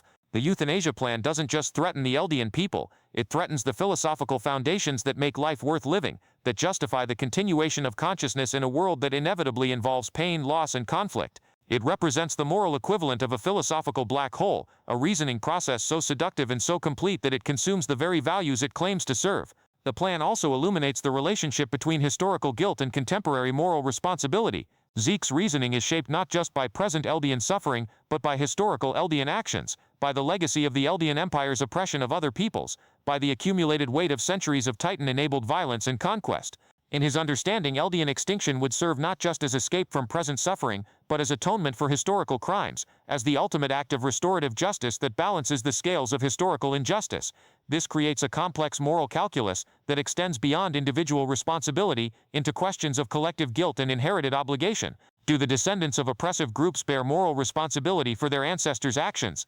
Do they have an obligation to accept suffering, or even extinction as payment for historical crimes they didn't personally commit? Can collective guilt justify collective punishment, even when that punishment is presented as collective mercy? But perhaps the most disturbing aspect of the euthanasia plan is its apparent reasonableness, its seductive logic, its presentation of extinction as liberation rather than destruction. Unlike obviously evil proposals that can be rejected through immediate moral intuition, Zeke's plan requires careful philosophical examination to reveal its horror. It forces us to articulate why existence is valuable even in the face of suffering, why continuation is preferable to peaceful extinction, why the right to life includes the right to perpetuate life even under difficult circumstances. The moral nightmare of the euthanasia plan lies not in its obvious evil but in its apparent good, not in its crude brutality but in its sophisticated compassion, not in its hatred of its victims but in its love for them. It represents the ultimate corruption of moral reasoning, the transformation of ethics into an instrument of annihilation, the use of humanity's highest values to justify humanity's elimination. It shows us that the most dangerous moral frameworks are not those that obviously contradict our values, but those that fulfill our values so completely that they negate the conditions that make values possible.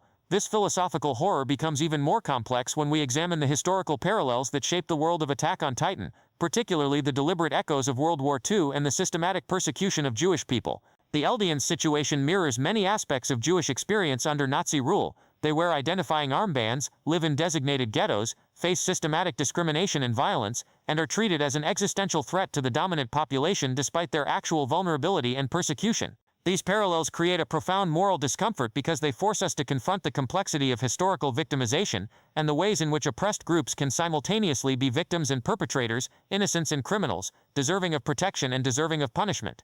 The Eldian situation doesn't map perfectly onto Jewish historical experience because Eldians actually did control a vast empire that oppressed other peoples for centuries. Their current persecution is both unjustified collective punishment and historically grounded fear of renewed oppression. This complication reveals how historical trauma and collective memory shape contemporary conflicts in ways that transcend simple categories of victim and perpetrator. The people who persecute Eldians in the present aren't motivated solely by racial hatred or economic interest, but by genuine fear based on historical experience of Eldian oppression. Their current actions are simultaneously acts of aggression against innocent people and acts of self-defense against a group that historically posed an existential threat to their survival. The moral complexity deepens when we consider that both sides of this conflict have legitimate grievances and rational fears. The Eldians face systematic persecution and potential genocide based on inherited characteristics they cannot change and historical actions they didn't personally commit. But the people who oppose them face the genuine possibility that Eldian power could be restored and turned against them, that showing mercy to current Eldians could enable future oppression of their own children and grandchildren. This creates a moral framework where traditional concepts of justice and injustice become inadequate. Neither side is purely innocent or purely guilty. Neither approach is entirely justified or entirely unjustifiable. Neither outcome would constitute perfect justice or complete injustice. The conflict exists in a space beyond normal moral categories, where every choice involves betraying some legitimate moral claim, where every action serves some good while committing some evil. The historical parallels also reveal how easy it is for oppressed groups to internalize the logic of their oppression, to accept their persecutors' characterization of them as inherently dangerous or morally compromised. Many Eldians within the series accept their persecution as deserved punishment for historical crimes, viewing their current suffering as appropriate atonement for their ancestors' actions. This internalization of oppressive ideology creates a form of psychological colonization where victims become complicit in their own persecution. The armband system serves as a particularly powerful symbol of how oppressive systems operate through the forced visibility of despised identities. Eldians cannot escape their persecution by hiding their identity because they are required to display it publicly through their armbands. This creates a form of social control that operates through shame, humiliation, and the constant awareness of one's stigmatized status. The armband doesn't just identify Eldians to others, it serves as a constant reminder to Eldians themselves of their inferior position in the social hierarchy. The ghetto system operates through spatial segregation that concentrates the oppressed population in areas where they can be easily monitored, controlled, and if necessary, eliminated. But it also creates communities of shared suffering where people can find solidarity, resistance, and mutual support. The ghettos are simultaneously instruments of oppression and spaces of survival, places of degradation and places of humanity, systems of control and communities of resistance.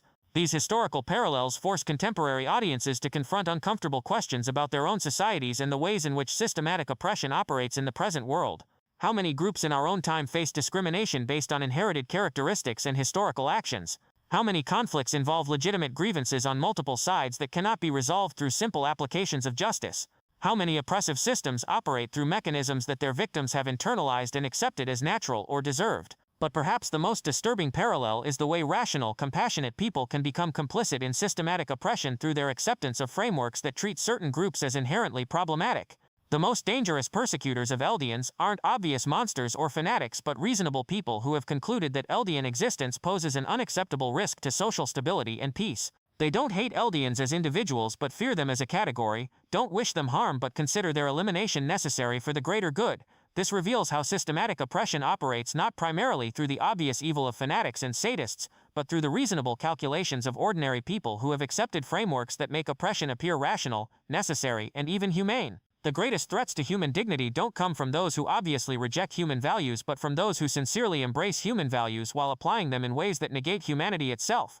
The moral nightmare deepens when we consider the biological horror that underlies the entire Titan system, a horror so fundamental and so disturbing that it reveals the mockery of life that shapes this entire world. Titans possess human anatomical features, including digestive systems complete with intestines and stomach, but they serve no biological function.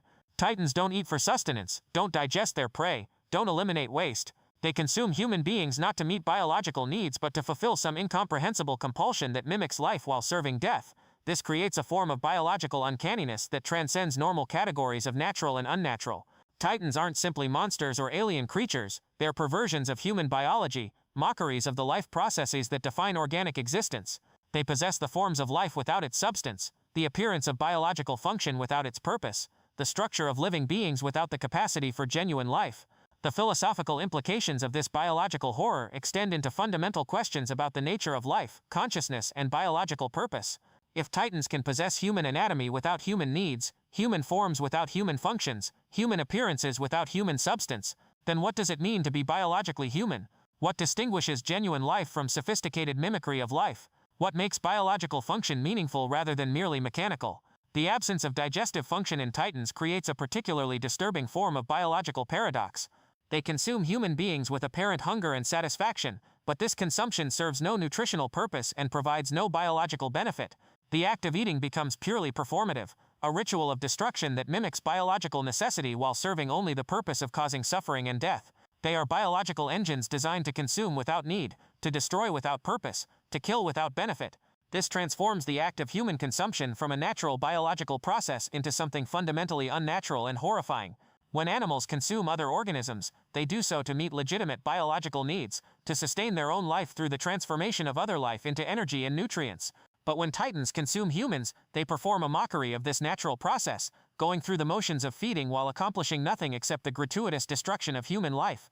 The horror extends beyond the immediate act of consumption into broader questions about the nature of biological meaning and purpose. If biological forms can exist without biological functions, if anatomical structures can serve no useful purpose, if life processes can occur without serving life, then what distinguishes meaningful existence from meaningless performance? The Titans represent not just physical threats, but existential challenges to the very concept of biological purpose and natural order. This biological mockery also reflects the broader theme of dehumanization that runs throughout the series. Just as human beings can be stripped of their humanity while retaining human form, biological systems can be stripped of their purpose while retaining biological structure. The Titans embody the ultimate form of this process, becoming creatures that look like distorted humans but function according to logics that have nothing to do with human needs, desires, or purposes. The fact that Titans are created from humans adds another layer of horror to this biological paradox. When people are transformed into Titans, they don't just lose their consciousness and identity, they lose their biological integrity and purpose. Their digestive systems continue to exist but cease to function. Their anatomical structures remain but serve no meaningful purpose. Their biological processes continue but accomplish nothing except the mockery of life itself. This suggests that the Titan curse doesn't just transform humans into monsters, it transforms them into parodies of biological existence, creatures that maintain the appearance of life while serving only death. The transformation strips away not just humanity, but biology itself, creating beings that exist in a state beyond both life and death, neither fully alive nor properly dead, neither genuinely biological nor completely mechanical. The moral nightmare of this biological horror lies in its revelation that life itself can become meaningless, that biological existence can continue without serving any purpose beyond the perpetuation of suffering.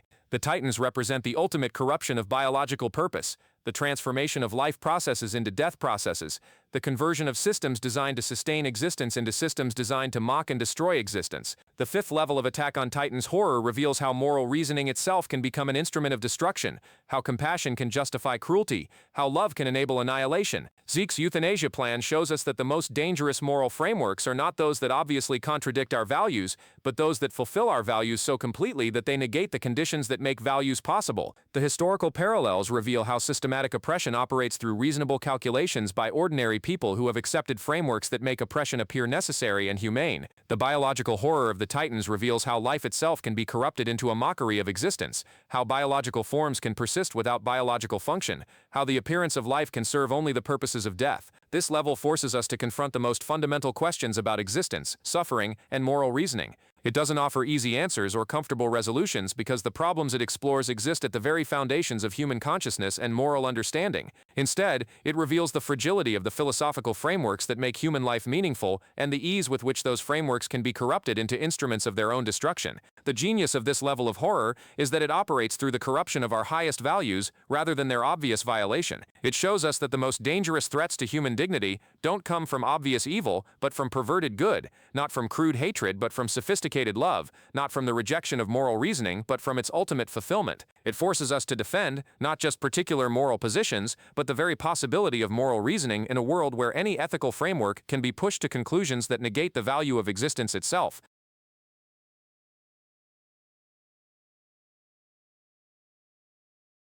What if the deepest horror lies not in what we can understand, but in what we can never know? What if every answer we discover only reveals deeper layers of questions that stretch beyond the boundaries of comprehension itself? What if the true terror is not that reality is cruel or meaningless, but that it operates according to logic so alien, so fundamentally hostile to human consciousness, that even glimpsing their true nature would destroy the mind that attempts to understand them? Welcome to the eighth and final level of Attack on Titan's horror, the abyss where fan theories merge with metaphysical nightmare to reveal possibilities so disturbing that they exist beyond the reach of rational analysis, in the realm where philosophy collapses into madness and understanding becomes indistinguishable from annihilation. Here, in this deepest stratum of horror, we must confront the possibility that everything we think we understand about the past dimension is fundamentally wrong. What if this realm that appears to connect all Eldian consciousness across time and space is not a network of communication but a prison of harvesting? What if the past dimension exists not to facilitate understanding between Eldians but to contain them, to isolate their consciousness in a space where their suffering can be efficiently collected and consumed by intelligences that exist beyond human comprehension? Consider the implications of this inversion. Every moment of connection that Eldians experience through the paths, every shared memory, every inherited trauma, every glimpse of future or past events may be nothing more than the byproducts of a containment system designed to concentrate and focus their psychic energy for extraction. The dimension that seems to grant them special abilities and unique insights may actually be a sophisticated trap, a spiritual prison that masquerades as transcendence while ensuring that no Eldian consciousness can ever truly escape or find peace. the geometric impossibility of the paths dimension, its existence outside normal space and time, its apparent infinitude, and its connection to every Eldian across history all suggest that it operates according to principles that transcend terrestrial reality. But what if these principles are not mystical or supernatural but technological, the product of intelligence so advanced that its constructions appear magical to minds that lack the conceptual frameworks necessary to understand them? What if the paths dimension is not a natural phenomenon, but an artificial construct, a machine designed by the hallucigenia to serve purposes that remain forever beyond human comprehension? This transforms every Eldian's experience of the paths from a form of transcendence into a form of violation. When they access inherited memories, they are not discovering their heritage, but being fed selected information designed to manipulate their behavior. When they commune with previous holders of Titan powers, they are not connecting with ancestors, but interfacing with recorded personalities maintained within the containment system for the purpose of psychological control. When they experience visions of possible futures, they are not exercising prescient abilities, but being shown carefully curated scenarios designed to drive them toward predetermined actions. The horror deepens when we consider that the hallucigenia itself may not be the simple parasitic organism it appears to be, but something far more terrifying, a conscious predator god that exists across multiple dimensions and feeds on forms of energy that human science cannot detect or measure.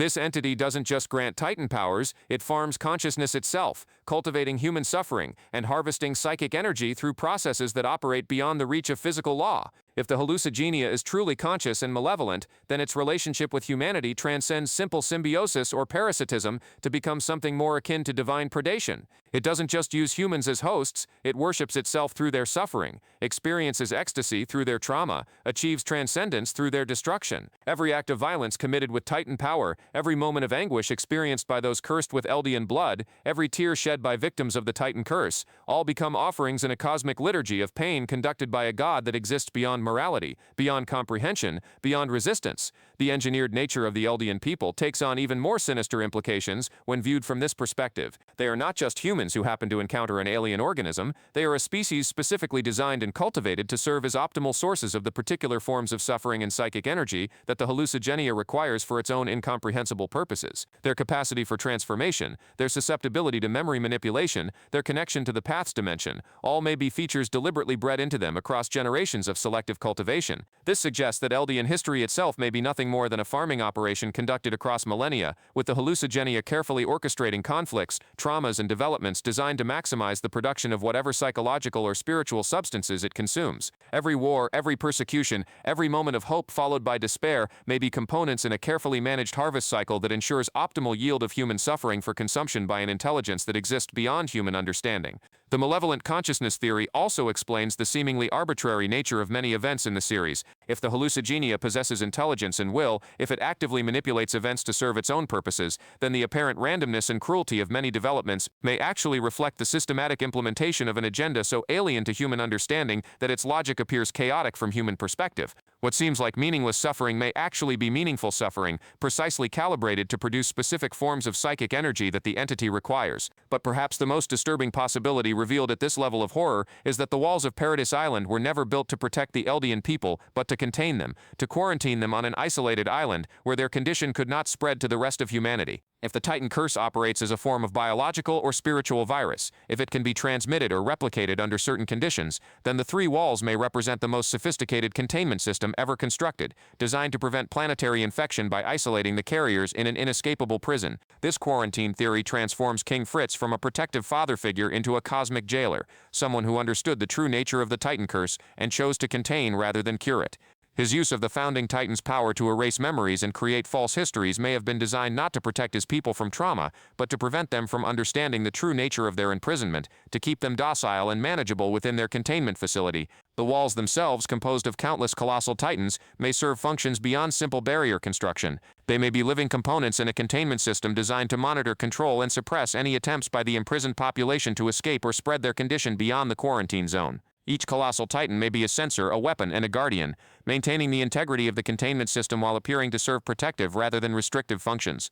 The apparent perfection of the island's ecosystem, its remarkable sustainability despite isolation and limited resources, may be evidence of artificial maintenance rather than natural balance. The quarantine facility may be designed to be completely self-sustaining, with every aspect of the environment carefully managed to ensure that the imprisoned population remains healthy enough to serve whatever purposes their containment serves, while remaining isolated enough to prevent any possibility of escape or infection spread.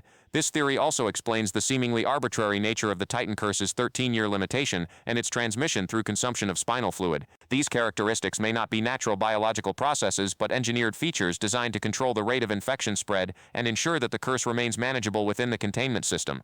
The specific requirements for Titan transformation may be safety features built into the biological virus to prevent uncontrolled proliferation, but the horror reaches its ultimate expression in the possibility that none of the characters in the story are actually alive, that the entire narrative takes place in a form of purgatorial afterlife where the dead are condemned to relive their traumas in endless cycles until they achieve some form of acceptance or transcendence that may never actually be possible. The Path's dimension becomes not a mystical realm, but the literal afterlife, a space where consciousness persists after death but remains trapped in patterns of suffering that reflect unresolved conflicts from life. This purgatory theory explains the cyclical nature of events, the apparent predetermination of outcomes, the inability of characters to escape their fates despite possessing knowledge of those fates. They are not living people making choices but dead souls replaying predetermined scenarios, unable to deviate from their assigned roles because deviation would require a form of free will that no longer exists in their post-mortem state. Every apparent choice is actually compulsion, every moment of agency is actually scripted performance, every expression of will is actually the execution of predetermined function. The theory gains credibility from the fundamental impossibilities embedded throughout the narrative, the physics-defying nature of Titan transformations, the temporal paradoxes surrounding memory and prophecy, the geometric impossibilities of the Path's dimension, all suggest that reality operates according to dream logic rather than natural law, according to psychological rather than physical principles, according to the requirements of symbolic meaning rather than causal necessity. If the characters are dead, if the story takes place in purgatory, then their suffering serves not biological or political purposes but spiritual ones, designed to force them through processes of recognition, acceptance and transcendence that may be necessary for whatever form of resolution or release their post-mortem existence requires. Every trauma they endure may be a lesson they must learn. Every mistake they make may be an error they must acknowledge. Every sin they commit may be a debt they must repay through the experience of proportionate suffering. The cyclical nature of events becomes not evidence of temporal manipulation but evidence of karmic necessity, the requirement that certain psychological and spiritual processes be completed before progression to whatever state comes after purgatorial existence becomes possible.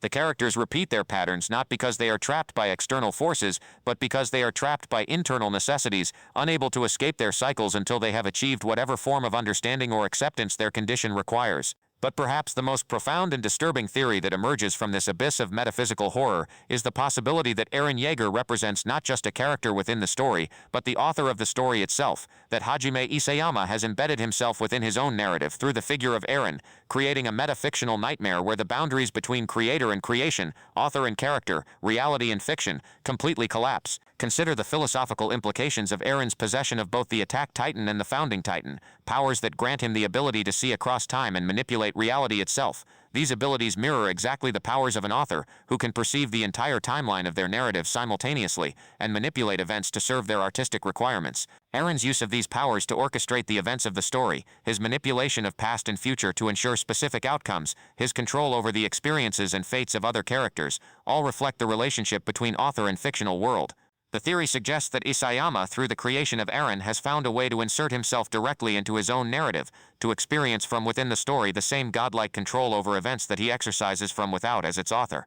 But this insertion comes with a terrible cost: the necessity of experiencing personally all the suffering that the story requires, all the moral compromises that the narrative demands, all the psychological trauma that the plot inflicts upon its characters. Eren's increasing isolation, his growing alienation from his friends, his descent into moral complexity and emotional numbness, all mirror the experience of an author who has become trapped within his own creation, unable to escape the requirements of a narrative that demands suffering, and unable to change those requirements without destroying the artistic integrity of the work. He becomes simultaneously the most powerful and the most powerless character in the story, possessing ultimate control over events while being completely constrained by the necessity of those events unfolding according to their predetermined patterns. The metafictional interpretation also explains Eren's apparent self-loathing and his repeated expressions of regret and inevitability. If he represents Isayama's insertion of himself into the narrative, then his emotional responses reflect the author's own complicated relationship with his creation, his recognition that the story demands suffering from characters he has grown to care about, his understanding that artistic requirements may conflict with human compassion, his acceptance that completing the narrative may require him to become complicit in fictional atrocities that reflect real psychological and moral costs. This creates a form of artistic horror that transcends normal categories of fictional experience. The author doesn't just create suffering for his characters, he experiences that suffering personally through his identification with Eren. He doesn't just orchestrate tragic events, he lives through those events as both perpetrator and victim. He doesn't just write about the corruption of power and the impossibility of moral purity, he embodies that corruption, and experiences that impossibility directly through his narrative proxy. The theory suggests that Isayama's struggle with the series ending, his apparent dissatisfaction with fan reactions, his complex relationship with his own creation, all reflect the psychological cost of this meta-fictional identification. Creating Attack on Titan may have required him to become Eren Yeager in some fundamental sense, to take on the burden of godlike narrative control while accepting the moral and psychological consequences of exercising that control in service of a story that demands suffering and moral compromise. But the horror of this metafictional interpretation extends beyond the author's personal experience into implications for the nature of fictional reality and the relationship between creators and their creations. If Isayama can insert himself into his own narrative through Eren, if the boundaries between author and character can become so permeable that they effectively disappear, then what does that mean for the autonomy and reality of fictional characters? Are they truly independent entities, or merely extensions of their creator's consciousness? Do they possess genuine agency, or are they simply sophisticated expressions of authorial will? The theory also raises disturbing questions about the nature of artistic creation itself. If creating fiction requires the author to experience personally the suffering they inflict upon their characters, if narrative control comes with the burden of moral complicity in fictional atrocities, if artistic integrity demands that creators become what they create, then what psychological and spiritual costs does artistic creation exact from those who engage in it? What does it mean to be responsible for fictional suffering that feels real to those who experience it through identification with characters? The 8th level of Attack on Titan's horror reveals that the deepest abyss may not be found in supernatural threats or cosmic manipulation, but in the fundamental nature of consciousness itself, in the possibility that awareness and suffering are so intimately connected that the existence of consciousness necessarily implies the existence of pain, that the capacity for experience necessarily includes the capacity for trauma, that the gift of awareness is simultaneously the curse of vulnerability. This level shows us that the ultimate horror may not be external forces that threaten to destroy us, but internal necessities that make destruction inevitable, not cosmic entities that seek to harm us, but cosmic principles that make harm inseparable from existence, not malevolent intelligences that plot against us, but structural features of reality itself that ensure that suffering remains always at the heart of conscious experience. The abyss reveals that every attempt to escape horror only leads to deeper layers of horror, that every answer only generates more disturbing questions, that every moment of understanding only reveals greater depths of incomprehension. It shows us that the search for ultimate meaning may be the search for ultimate meaninglessness, that the desire to understand everything may be the desire to understand nothing, that the quest for absolute truth may be the quest for absolute annihilation of the self that seeks truth. Yet even in the face of this ultimate abyss, something in human consciousness continues to assert that the search for understanding is worthwhile, that the attempt to comprehend horror is valuable even when comprehension proves impossible, that the effort to create meaning remains significant even when meaning appears to be an illusion.